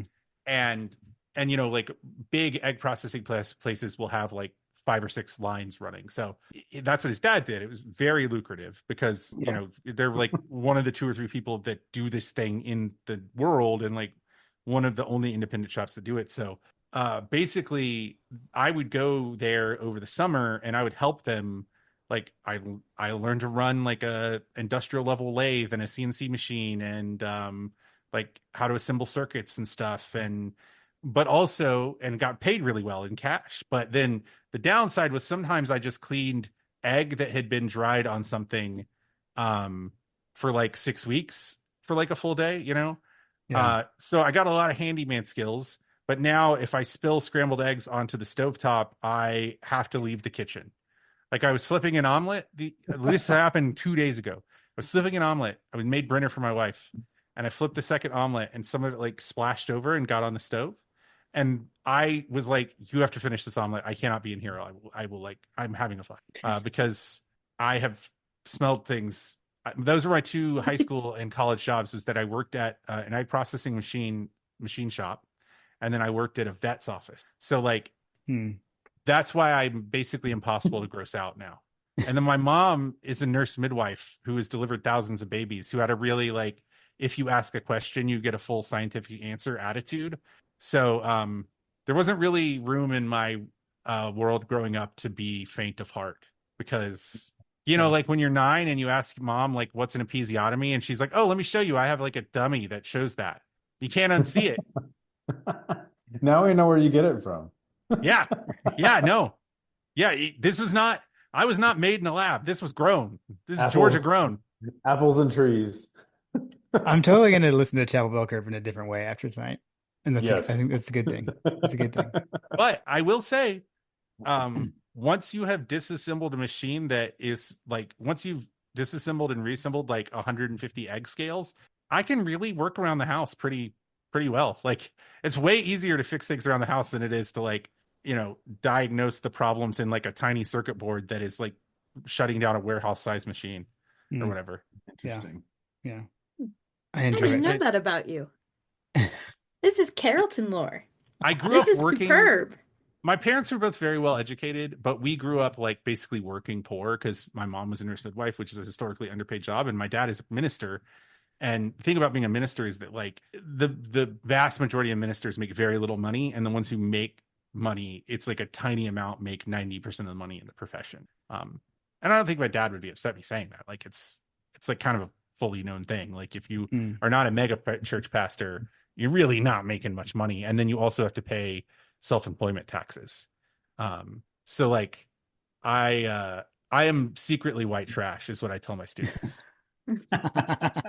Like when my parents got divorced, my mom moved to a place called Clem. Like we raised chickens. Clem's outside of Carrollton. I didn't eat ground beef at home for like the first 20 years of my life because we just hunted. Like at my yeah, like I am confident I own more guns than anyone else on this recording channel. Like fully confident. So you need to like go hunting with the players, like with I would love that. like with Tate. Yeah. Yeah. I don't have the hunting land that we are a part of is in, oh my God, this is so white trash. The hunting club that we're a part of is in Alabama. Do y'all, okay. I usually don't No, talk about this. I have family that is into My this dad, into this stuff. so my dad, we're not really like black gun people. Like we're not like AR-15 people. Like my dad is like a marksman. And like my dad is like a real, like you hunt to fill the freezer. And if you're going out for any other reason than filling the freezer, like you shouldn't be going out, basically. At my like wedding reception or my wedding rehearsal, we served wild boar that my dad had killed as barbecue. It was really good. That But sounds amazing. yeah, it was amazing. But my dad retired. It's kind of the first time in his life that he's had, a steady income and kind of has financial security in like a good way. Love it for him. And so, but his sort of like retirement midlife crisis gift to himself was that he was like, I'm going to have a gun made. So 2 summers ago, we kept on going. We went to Jefferson like 6 or 7 times to go see his gunsmith. And we had this rifle like custom made that can go out. We've only gotten it out to 750 yards, but it can go up to 1,000. And then my dad and I started a silencer trust because you have to have a trust with the ATF and the feds to own a suppressor. Um, and so we bought 3 or 4 suppressors, and you have to have a trust so that if one member, the trust holder, my dad, when he dies, if I'm not on the trust, I have to give them back to the feds. So Hmm. yeah. I And did not know that. the reason I'm confident I own more guns than anyone else here is because when my dad had his like maudlin moment when he turned 70, his reaction was to be like, "Hey, I need you to come to my house and we're gonna look at my gun safe and talk about like what guns do you get when I die and what guns I give to my friends Hmm. in one of my gun safes." Yeah, so Gotcha. I'm learning so much right now. So yeah, much about This is Nathan that we didn't know. yeah. this is so cool. No, the I'm This is tattoos. the hard hitting Yeah. bi-week content that Oh, we were ask me all whatever you looking want, for. man. The tattoos and the ear piercings are just so people won't think that I'm racist. Like I got my ears pierced so that people wouldn't see like a dude with a beard and a red Georgia polo and be like, that guy's probably pretty problematic. I'm just trying to like I'm trying to virtue signal to people that you can trust me to hold. I'll hold your drink and be trustworthy about it. Like that's what I want them to know, you know. And then I That's don't great. tell them all of that. But it is great Excellent. with that's why I've been very comfortable working in commerce because I'm like, oh yeah, bow season started this weekend. When do you guys hunt? And I actually, it's not like, So you know, like I didn't grow up authentic. there, but that's where like my mom's side of the family is from, where you're at, Nathan. So Really? my mom went to Where? Banks County. So Oh hell yeah! my mom went to Banks County High School. Actually, my second cousin one's removed, I believe. Do I really? Sammy Brown. That like Oh that's my yeah, I taught him. I was his ninth grade English teacher. yeah, that I don't know him. His grandma and my mom are first Hmm. cousins. So His Now we mom. can blame Nathan. yeah, everyone always blames me for Sammy going to Clemson. I'm like, Um. I don't know him. Oh, I have stories about that. His mom gave me all 3 of my COVID shots because she's the local pharmacist in commerce. But oh, everybody in commerce knew he was going. He went to commerce his freshman year, and then his Yep. dad left commerce. His dad was the coach there, and then he went to Jefferson with his dad. Yep. But everybody knew he was going to Clemson because his dad had been on staff at Furman, which is like functionally like a sister program to Clemson. Like structurally, they share a lot of stuff. But like Hmm. I knew he was going to Clemson like his freshman year. That was in the bag. Like that was always going to happen. I tried to tell everyone that, but people don't listen. I'm trying to Uh, think if I could tell a story about him, like if I'm going to be violating FERPA. I don't think I will. Okay, we this is could. really I was no, saying, no. This is appropriate, and this is something that happened to him. This is something that happened to him. So I had a kid who will remain nameless, who was, you know, had some issues. Really, really sweet kid who just loved Sammy Brown and Sammy to his well, I mean Sam is whatever we called him, but anyway, it doesn't matter. Brown to his everlasting credit was just like so patient with this kid and so nice to him. Um, one day comes into my class his ninth grade year, and I'm like, because he was kind of a kind of like just a ninth grade like boy. Like he could be silly. Like he's really smart, really, really smart kid, but he yeah, just kind of be dumb. I'm not saying he's dumb, but when you're in ninth grade, you can act dumb. So been he there, comes in been one there. day. I Yeah, remember. right. Me too. Me too. I'm not above it. He comes in his ninth grade year, and I'm like, boy, why do you not have shoes on in my classroom? And I'm about to give him like sometimes as a teacher, you're like, I'm about to wind up on this son of a bitch. Like you were about to get both barrels. Like I'm so nice most of the time, but you're getting this one. And I was just like, yeah, I swear to God, if you don't get your horrible like crew neck socked feet off of my floor, I'm going to lose my mind. And this poor kid, he's like, oh, I'm sorry. So and so stole my shoes. So this kid who really liked him, like I guess he just wanted his shoes, but like not in a like he wanted to steal them way, but in a like I want a piece of this person that I like, kind of way.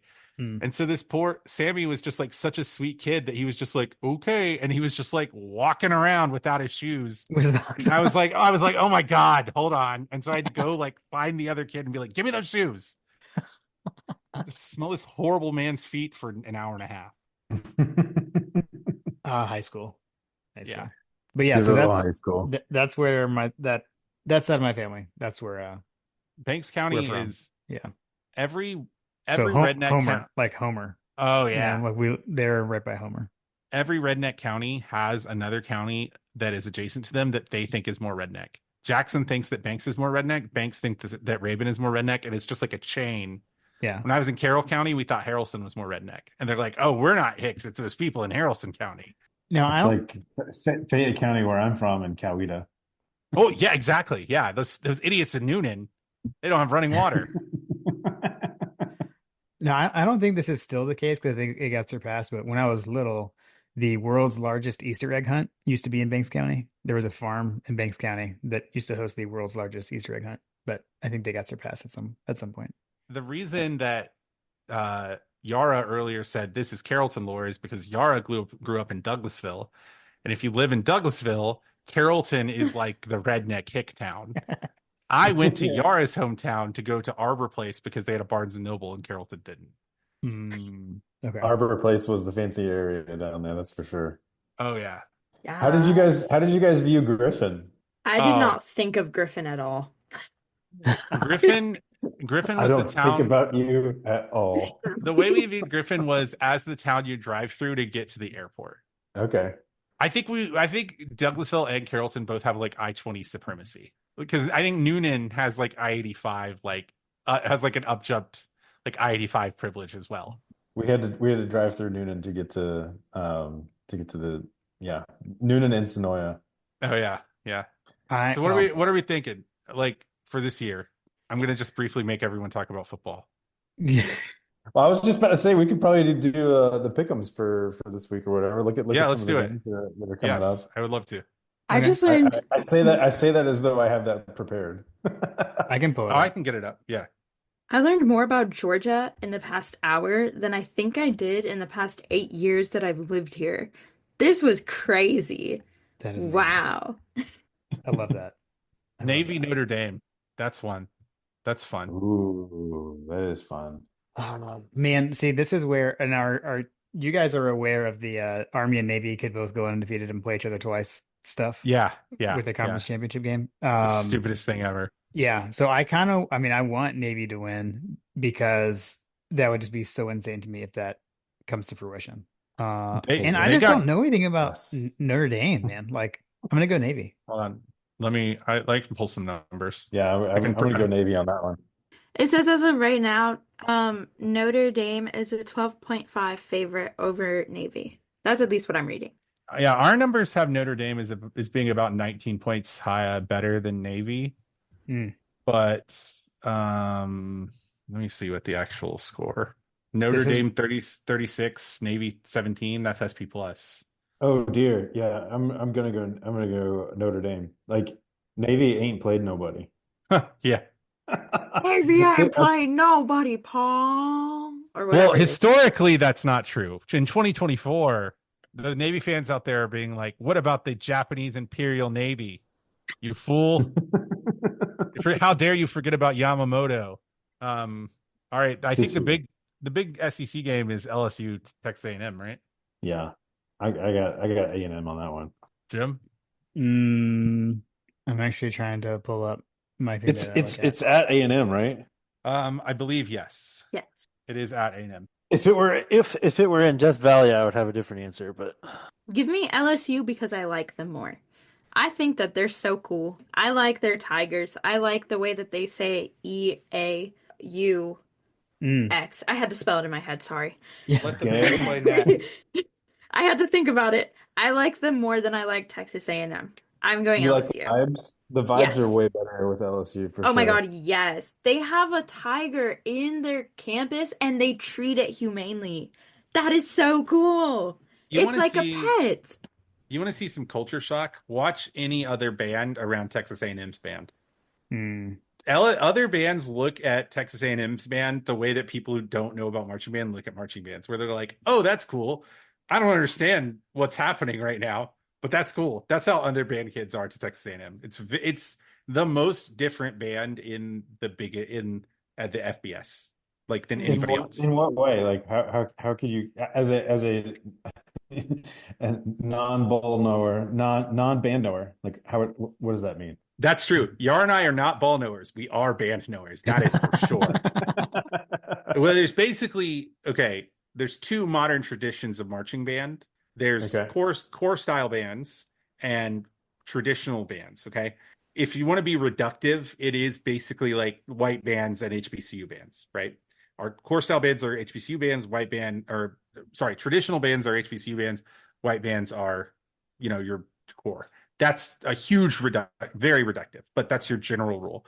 So like Southern, FAMU, those are like traditional style bands. UGA, Michigan, Texas, those are core style bands. All of them come from the same birthplace, which was that there was a time in the history of higher education in America, and I actually interviewed a musicologist about this, but last year. But there was a time in the history of music education or education in America where basically every school had a corps of cadets. Like every school had a robust military program. A lot of that was because, before the World War I and before World War II, during both of those wars rather, and then after them, you had like programs that were pressed into service. Like UGA had like a naval flight academy or whatever. That then continued on afterwards and turned into modern ROTC. So the birthplace of modern marching band is basically just like parade bands, like military parade bands. Okay. Every other band pretty much in the nation at the FBS level, and I kind of think at FCS level, but I'm not sure enough about that to say it out loud. But every other band at the like formerly Division I level is one of those two, is either core or traditional. Texas A&M is the only old school 1900s military parade band in the nation. Their marching style is like straight 1915 military marching. Like they have a very limited repertoire. Like, and this is not talking crap. This is just the difference. Like, the Redcoats have like 60, 70 tunes that we can play if we reach deep, right? Most like Texas probably has like 60, 70, 80, right? Even FSU, who plays a lot of the war trant, they probably have 40 or 50 they could play, right? Texas A&M has like 5. Like that is not me talking crap. Like genuinely, they have like when we played Texas A&M when I was in band, we went to and I kind of respect this. We went to like a not battle of bands, but like a pep rally where their band was at, and we were going back and forth, and it would be like the announcer would be like, "Oh, let's hear from the Redcoats," and we play something. It was like, "Let's hear from Texas A&M's band." I can't remember what they're called, and they'd play something, and after like 5 songs, they left because that was all the songs they played, and like their halftime shows are just like a rearrangement of several of those songs, like, but what they do is so different than everybody else. It's really impressive, but just like Yara and I could not be in Texas A&M's band. Yara and I could probably go to most bands in the nation and muddle through and be speaking the same language, generally, even if it was a different tradition, even if we were at an HBCU, like we could probably figure it out and like generally be like not embarrass ourselves. We would be babes in the wood at Texas A&M's band. We would have no idea what was going on. Interesting. Nobody does what they do, and I don't know how they do it.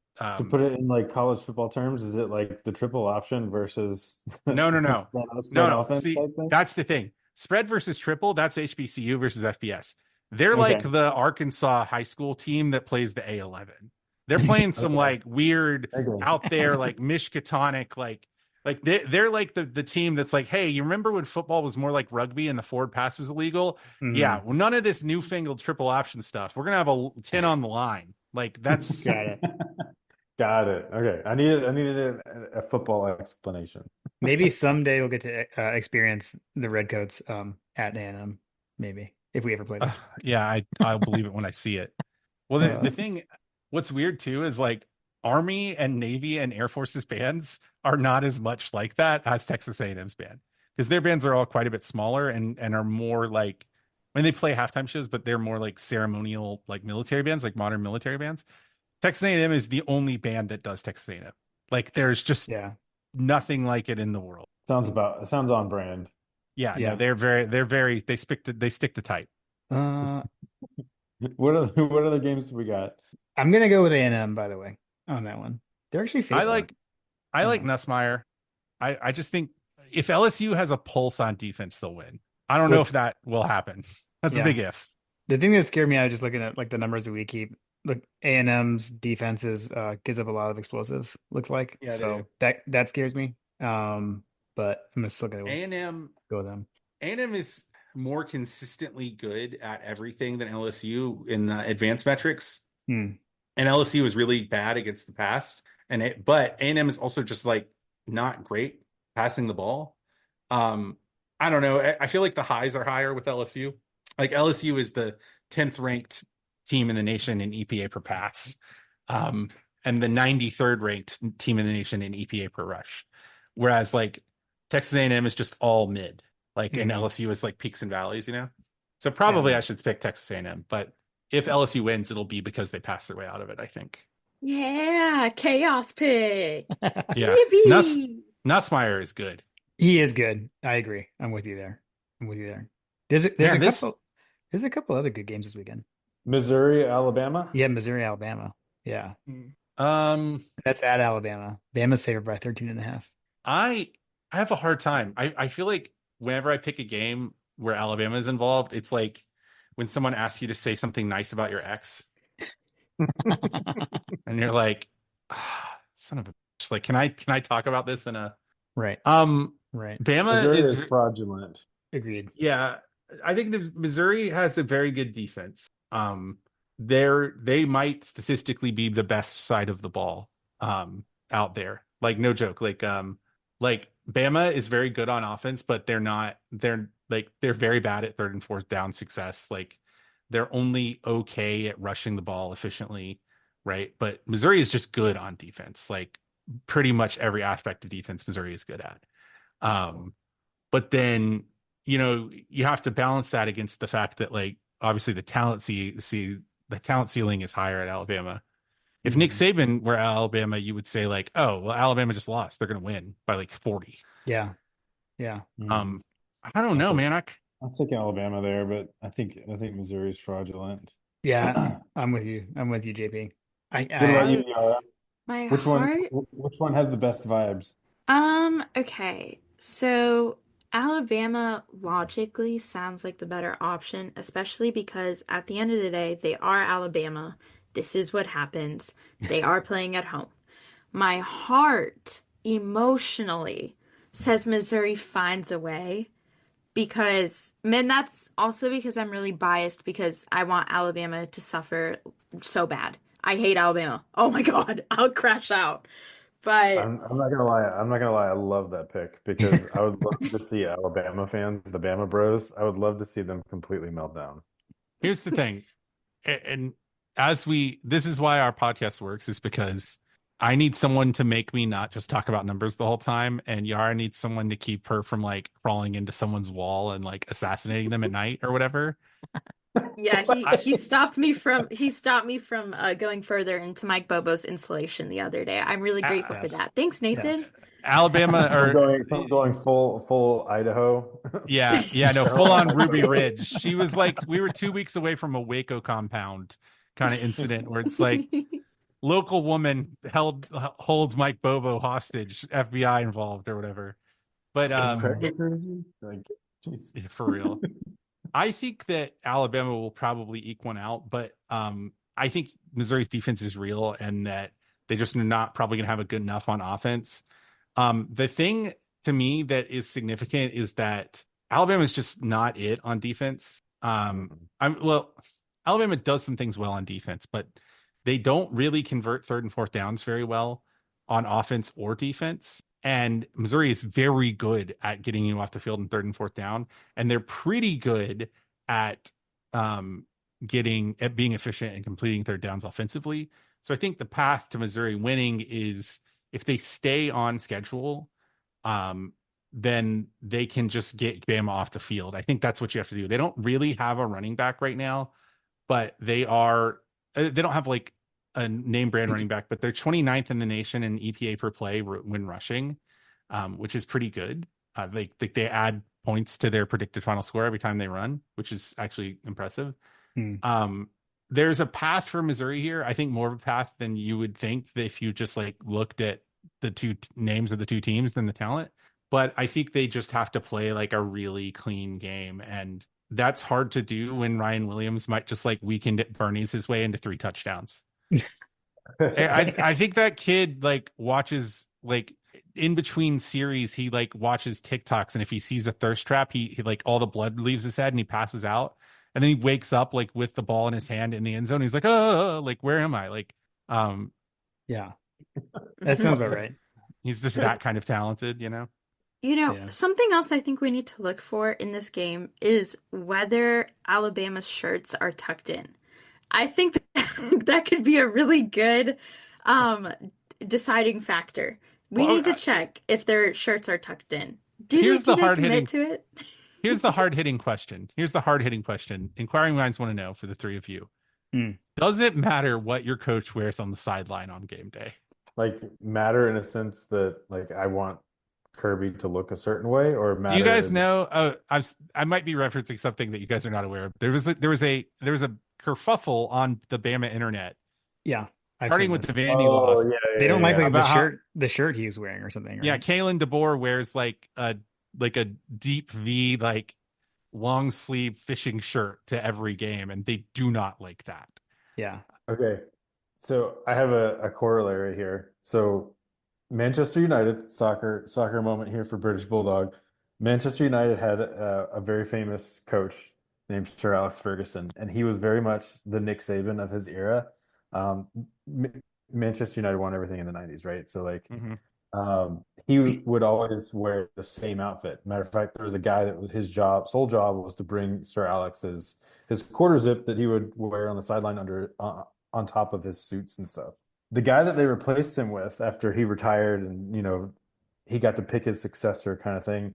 The guy that they replaced him with would wear tracksuits and stuff, and like there was definitely a vibe check that was going on amongst Manchester United fans about what he was wearing on the sideline. Hmm. So I definitely think that there's that's definitely something that exists out there in the world.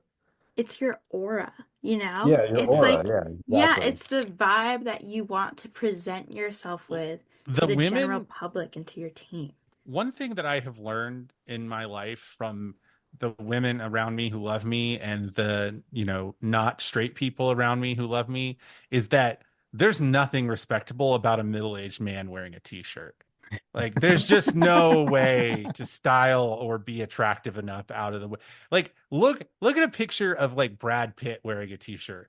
You're like, "Oh, yeah, he still has abs. That's great." What about the rest of them? I don't know, he's just a white guy, right? So like I think that the world has taught me that if I leave the house, I must not just be wearing a t-shirt. Like I have to do something else. And Mm. I think Mm. Kalen DeBoer, who spent quite a bit of time in Idaho, the truth is out there, y'all. Um, He has no part of Southern culture. That was actually one of the knocks that I get. Like when they hired him, I'm like, dude, this guy has no connection to the South. He has no idea about our culture. Like Hmm. there's a reason why Kirby Smart has, polos. Like he literally sets fashion, fashion you know, plays every time he wears a different polo. I think that Yeah. there is something to it in the sense that like I don't know how to say this without being like mean to middle-aged white men because I feel like that's like my word. I can do that as one. But you have to play your audience, right? Like Yeah. Yara and I's audience is like elder millennials and Gen Zs who like, did too many drugs in college, right? But like Kirby Smart's audience is future Republican senators of America. Like in an unironic way. How many state senators of Georgia do you think Kirby personally knows? Like it's in the double digits. Like and I do think like part of being a good coach, I mean, all satire aside, like part of being a good coach is knowing like how to work. Like you are a politician, right? Like you Hmm. have to, like I think even Kirby Smart's awful haircut is intentional. Yes. Right. I want Right. to also reference, I think, and this is gonna be a deep cut for me. Y'all are gonna be so proud. So Kirk Cousins, right? He was at Minnesota, I think, and Mm-hmm. Minnesota, even the way that when you say it, it's like, oh, Minnesota, like oop and all of that, it's up there. And then he came down here and he started being the quarterback, and immediately at first it was a little rocky, but then he started getting it and he started talking about swag surfing. And you Yes. can see now, even when he goes to the press conferences, the way that he dresses is different. The way that his like mannerisms and everything, it is different in a way that it is appreciative of the culture that he has found himself in. Can Instead I, of, oh, what's up? What's you up? go, no, finish your thought. I have something Okay. to add.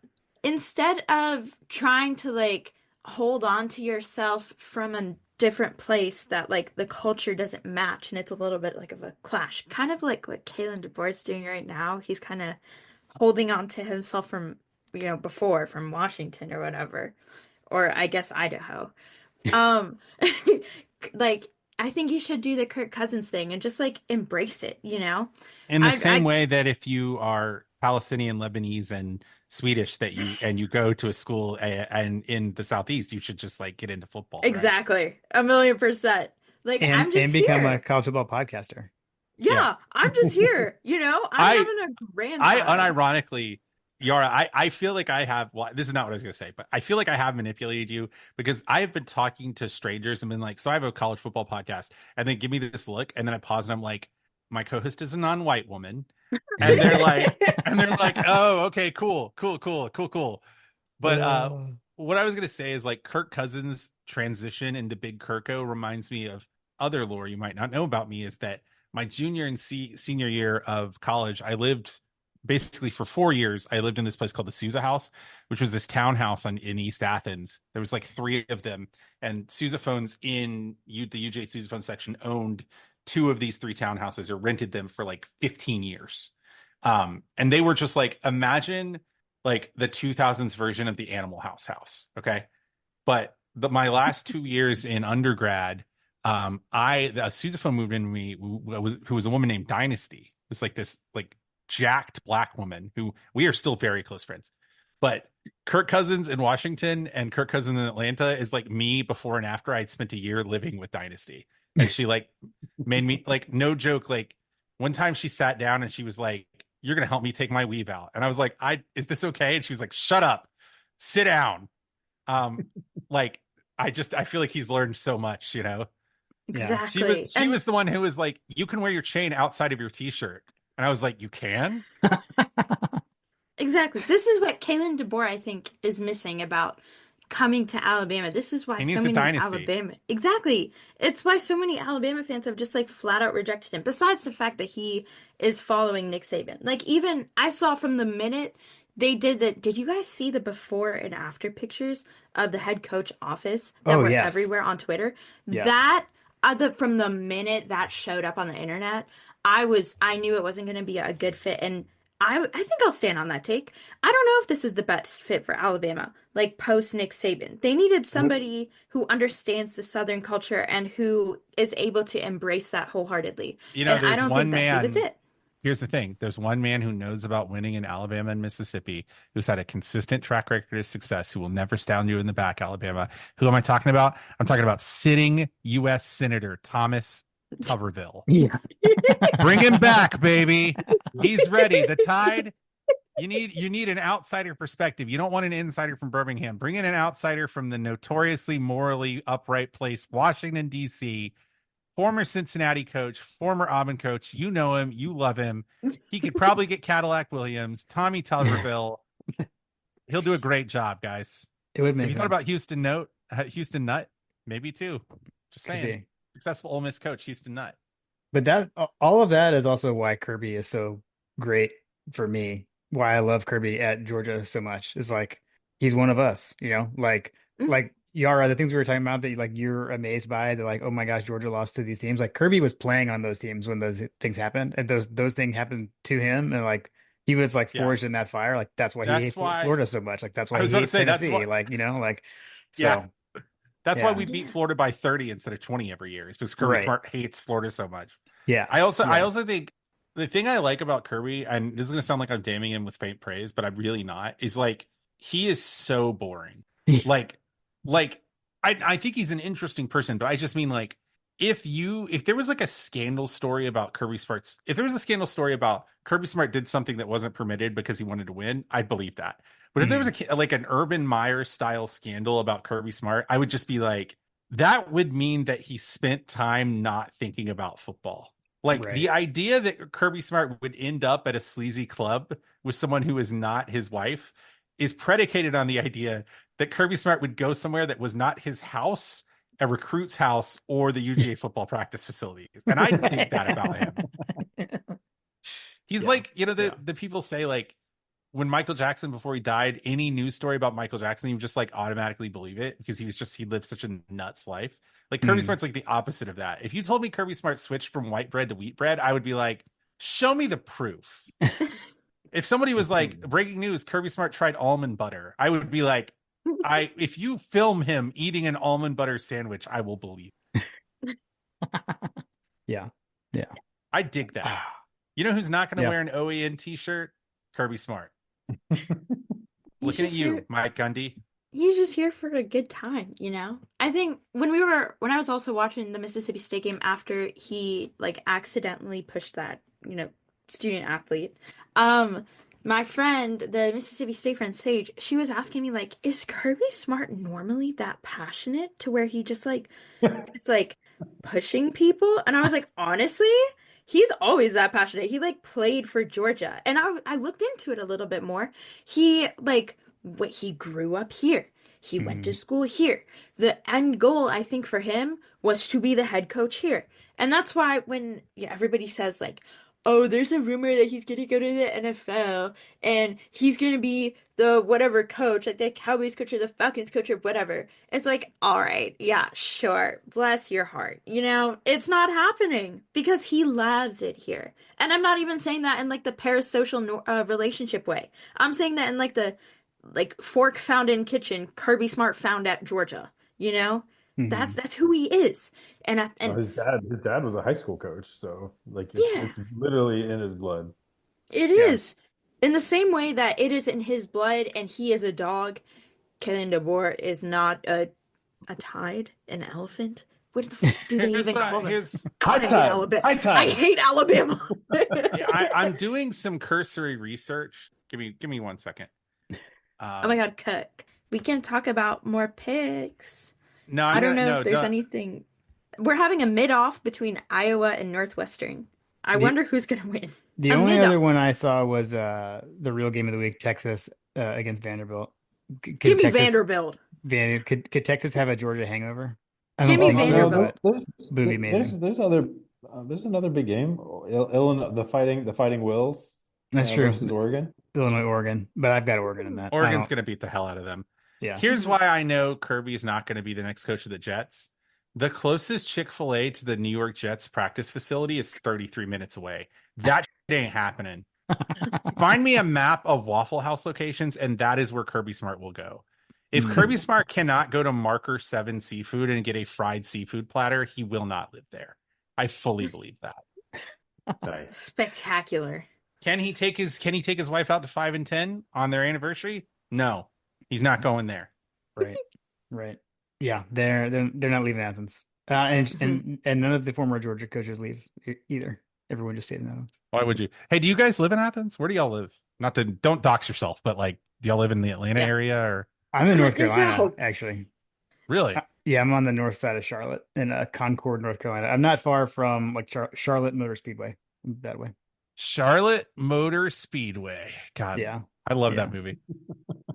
I'm in West Cobb, Oh, Marietta. okay. Okay. Yeah, Marietta people. I just work there. I'm only tangentially related to Marietta. How does I Douglasville view Marietta? Like super, like pretty rich, pretty bougie, I Is it think. bougie? Okay, that's Yes. fair. That's You fair. guys got the nice mall. Oh my God, yes, you do. And you have Costco.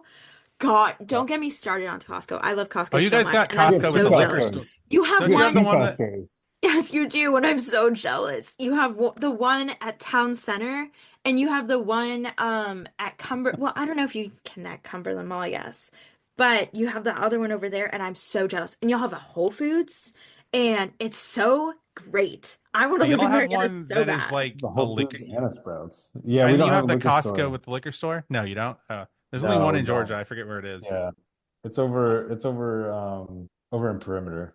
You know I where it's not? In Athens, and this is where they are missing out financially. Costco mm, marketing, talk to me right now. can I tell I you think it's I something that think I it's a think is liquor law. weird? It's a liquor law. Yeah, it is. Can I tell you something that is weird about Athens? That like my Athens galaxy brain theory is that like there aren't any good sports bars in Athens. You guys notice that? Like There, I like Blind Pig. It's not a sports bar. Like it's a good restaurant and it's like a fun dive or whatever, but like Where can you go with like 85 TVs and hot wings? There, yeah, It there, used to be. there used It to be a used to place out be. Atlanta Highway. Um, A it Hooters? wasn't, it wasn't I would take a downtown. Hooters. I would take a Hooters, honestly. There was We used to. something We that used to we go to used, Wild Wing. Well, there was a yeah. Wild Wing over on Alps, right? No, Wild Wing Cafe used to be in downtown Athens when I was in college. Oh, okay. Also, But like, there's when we not. were there, Blind Pig was somewhere else. Yeah, no, I was over on next to the river, right? On Yeah, the like North Campus. I miss that old horrible place. yeah, Right? yeah. One of the most health unsafe restaurants in the world. But what a fun place to go. Oh, I But like love it. there's not a place where you can go watch like 20 NFL games you don't care about at the same time in Athens. I Yeah, just I feel like can't. that's an untapped market. Yeah, there was a place. I can't remember what it was called, but it was out Atlanta. It wasn't like downtown. It was out Atlanta Highway somewhere. But I can't remember what it was called. We used to go there, like on Sundays sometimes. And Clay we and used I to, would used to watch games at Taco Mac when it was like a new thing. yeah. That's how old we are. Nice. I Uh, would go to Cutters used to have $1 Younglings like 3 nights a week. And then Polly's used to have $1 Younglings every time the Braves would play. Well, the Braves play 162 times a year, so it was like yeah. pretty good. That's I Anyway, have amazing. FOMO. Y'all and had now sucky football, but you had great alcohol prices. Oh, What? yeah. well, I to be fair, Do they alcohol still got more do they still do dollar drinks at Bourbon Street? I actually think They dollar do drinks are what? their dollar drinks are illegal now, I think. Like it's Are they not really? legal. Yeah, it is as a help. I forget what the exact specific rule is, but you cannot like discount. You can't deeply discount drinks on like do like power hours anymore. Yeah. I don't. And Oh Don't when man. tell my that to don't tell that to Cutters on Thursdays. That's crazy work.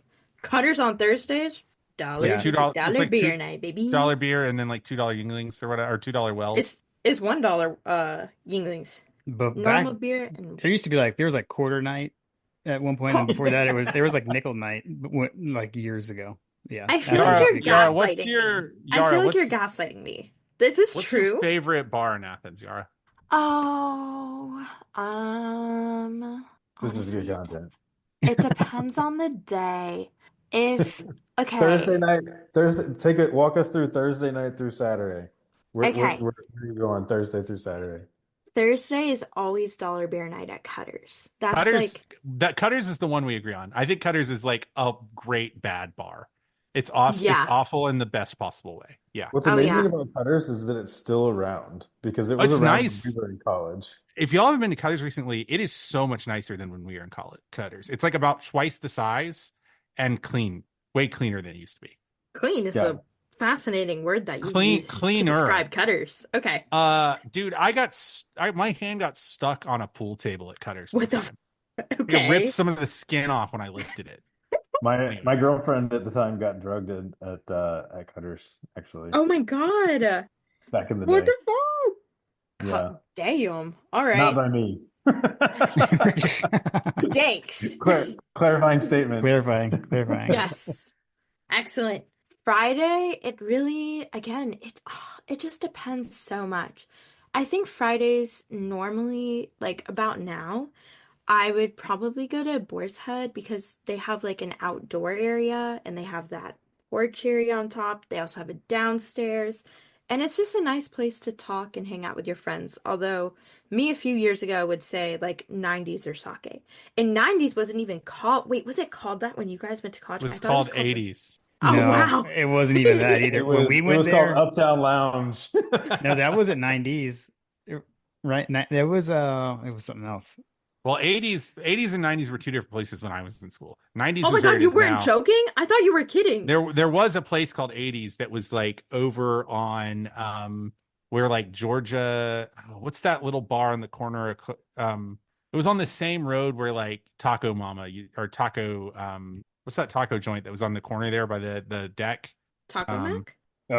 Oh, There's Fuzzies. Fuzzies used to be right Oh. there, and then like right next to that, past that, there was Copper Creek, and then 80s.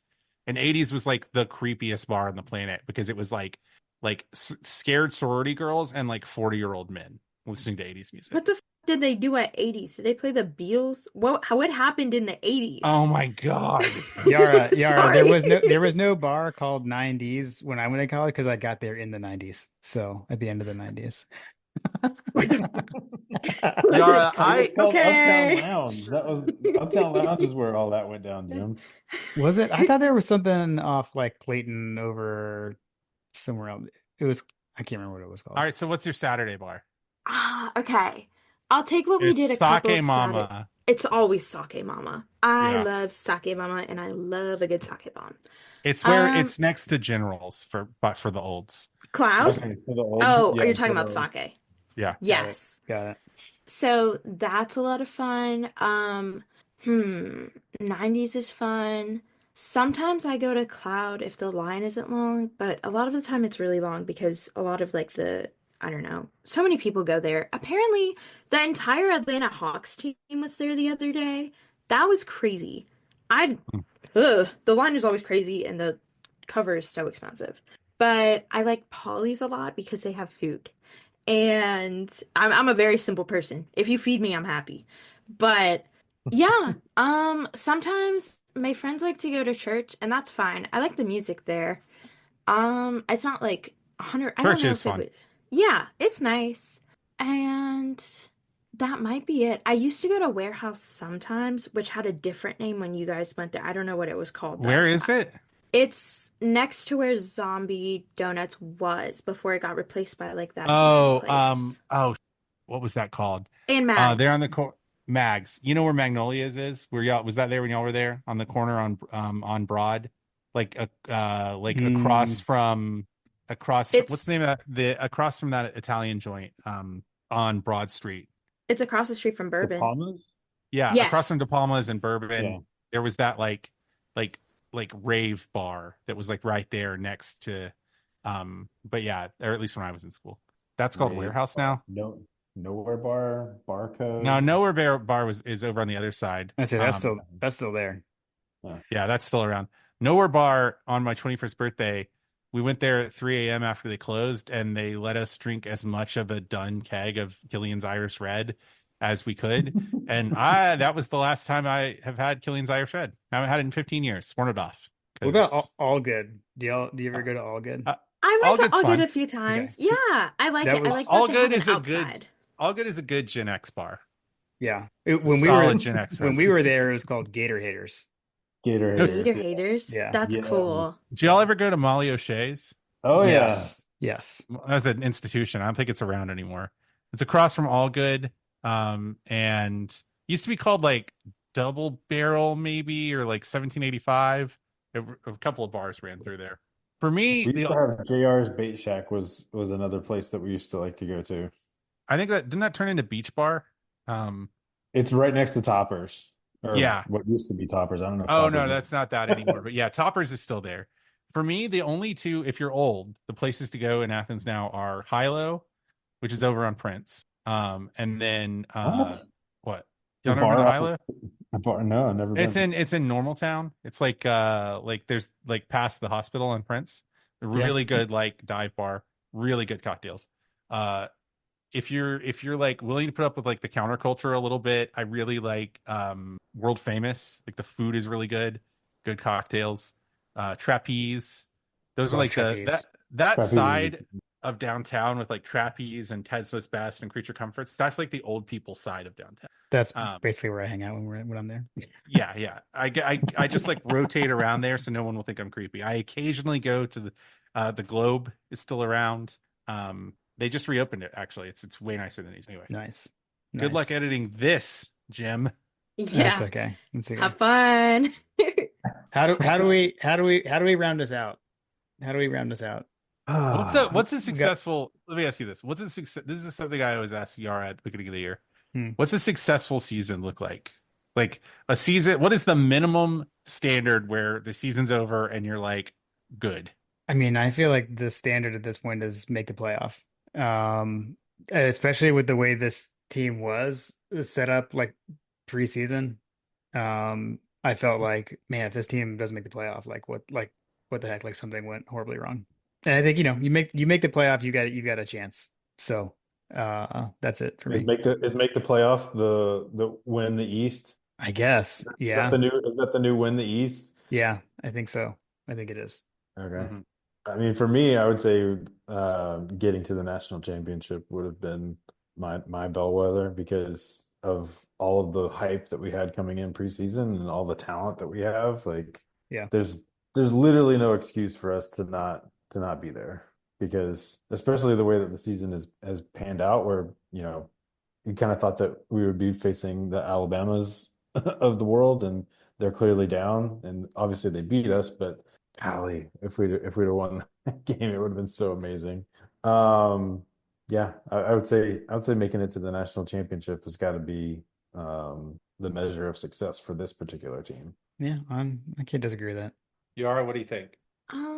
Okay. Well, y'all know I'm biased because six I have, reached, I don't want to brag, well, maybe I'll brag a little bit. Like the peak of the success for me has already happened. Like we've won national championships and then we won another one, you know? Mm. Trust me, you can always We win more. exactly. I think if we lock in, if we at the very I need James Coley to figure out what's wrong. And after that, wait, like I don't know what needs to happen. I don't know if he needs to take ashwagandha. I don't know if he needs a therapist. Something needs to happen. Carson Beck, thank you for stepping up in a high pressure environment. It's time to stay on this, anti-anxiety medication dosage. This is what needs to happen in order for us to make it to national championship. Do I think we can? Mm. Like I said in our preview episode, there are two Georgias right now. It's like we have multiple personalities or something. One of the Georgias, kind of poops their pants a little bit at the Alabama and at home and or at Alabama, and things, especially in the first half, and things don't happen the way that they should. The same team also wins by only 10 to Mississippi State, whose stats are all abysmal. And the other team is the one that we saw at Texas, where we lock in, we figure out what's happening, even though our stats weren't the best, at least offensively, our defense was elite. And that is what secured us that win, and that defining win, I might add. So these are two teams. Mm. If we continue to play like this second team that knows what they're doing and continues to improve on both their strengths and their weaknesses and just continues to go up and up, absolutely we make it to the playoffs. Absolutely we make it to the national championship. And absolutely we have a chance at winning because this season is so unpredictable. If we revert back to team number one, the team that pooped its pants at Alabama in the first half, nah, nah. We secure that dreaded when we don't even get to number 5 seed, honestly. We drop a little bit, I say, and we get our butts kicked by, I'll say it, Alabama. Well, so You what's the know? what's the minimum that has to happen for you not to have a restraining order against an offensive coach at UGA? Ooh, the minimum that has to happen, continuing to put up stats like what we did at Texas. And getting Carson Beck some help. Please, dear Lord. Help him stop being anxious. And like, I feel so bad because you can see him overthinking when he gets in really high pressure situations. I know that look. I have anxiety. I see you, Carson Beck. It's like we just need to Yeah. Get that man get some him. Lexapro. Yes, please. Get that man some help and get James Coley some ashwagandha and Mike Bobo, Ah! I'm giving you a break today. I'm not even gonna talk trash about Mike Bobo. Please clap, guys. Please clap vigorously. That was This good. is taking You've a done lot well. of You've done well. thank you. This is taking a lot of restraint from me. A lot of a PR Uh, training. I think Um to me, success is get a home playoff game. I mhm. think that Yeah. nobody's dignity in college football matters because nobody keeps it for long. But if you want to stay at the station in the sport that you're in, you can't be taking a road trip to like Clemson or Miami or something. I feel like I think Yeah. if you have a home playoff game, then you can. I think there's a scenario where like you could have a home playoff game and do the like wild card thing where you're like, Mhm. the wild card team in baseball who just gets hot and wins a bunch of Yep. games. Like I think it's totally possible, but I think that's the minimum. Yeah. Yeah. I would agree with that. I'm on board with that. All right, boys. Well, Well, this is going to come out on our feed as well, so you might be listening to this on either one of our feeds. But it's been awesome. Thank you for having us on. yeah, Thank you for getting together with us. this has been a blast. I'm glad Yara sent the trade proposal. It's fantastic. Yay! I'm so Accepted. glad we could do this. This was so much fun. It was, and it fun. was just as off the rails as I knew it would be, which is awesome. That's what we needed for a bye week. That's right. We went down That's the right. rabbit hole on Athens bars and That's talked right. about Northern Idaho and domestic terrorism. Like it's Listen, if y'all want to, fantastic. I don't really listen to podcasts other than like 3 or 4 UGA podcasts, of which y'all's is one, and Split Zone Duo. But my podcast habit has been replaced by documentaries. So if y'all want to like get into some cult stuff, like I am ready to talk about compounds and standoffs and the history of the FBI hostage rescue team and like the things that led to Timothy McVeigh and how that Timothy McVeigh is connected to Waco and Ruby Ridge and stuff. Like I'm so I ready to like I have a wall at my house almost. Like I don't, but I could. I feel a side Uh, project brewing here, Nathan. Yeah. Yeah. No, I mean like the podcast is going to be lit. yeah, if you guys ever want to like just like I have like 4 topics that I will talk about like an idiot until someone tells me to stop. One of them is college football, and it's like anything related to novels, military aviation, and the history of domestic terrorism.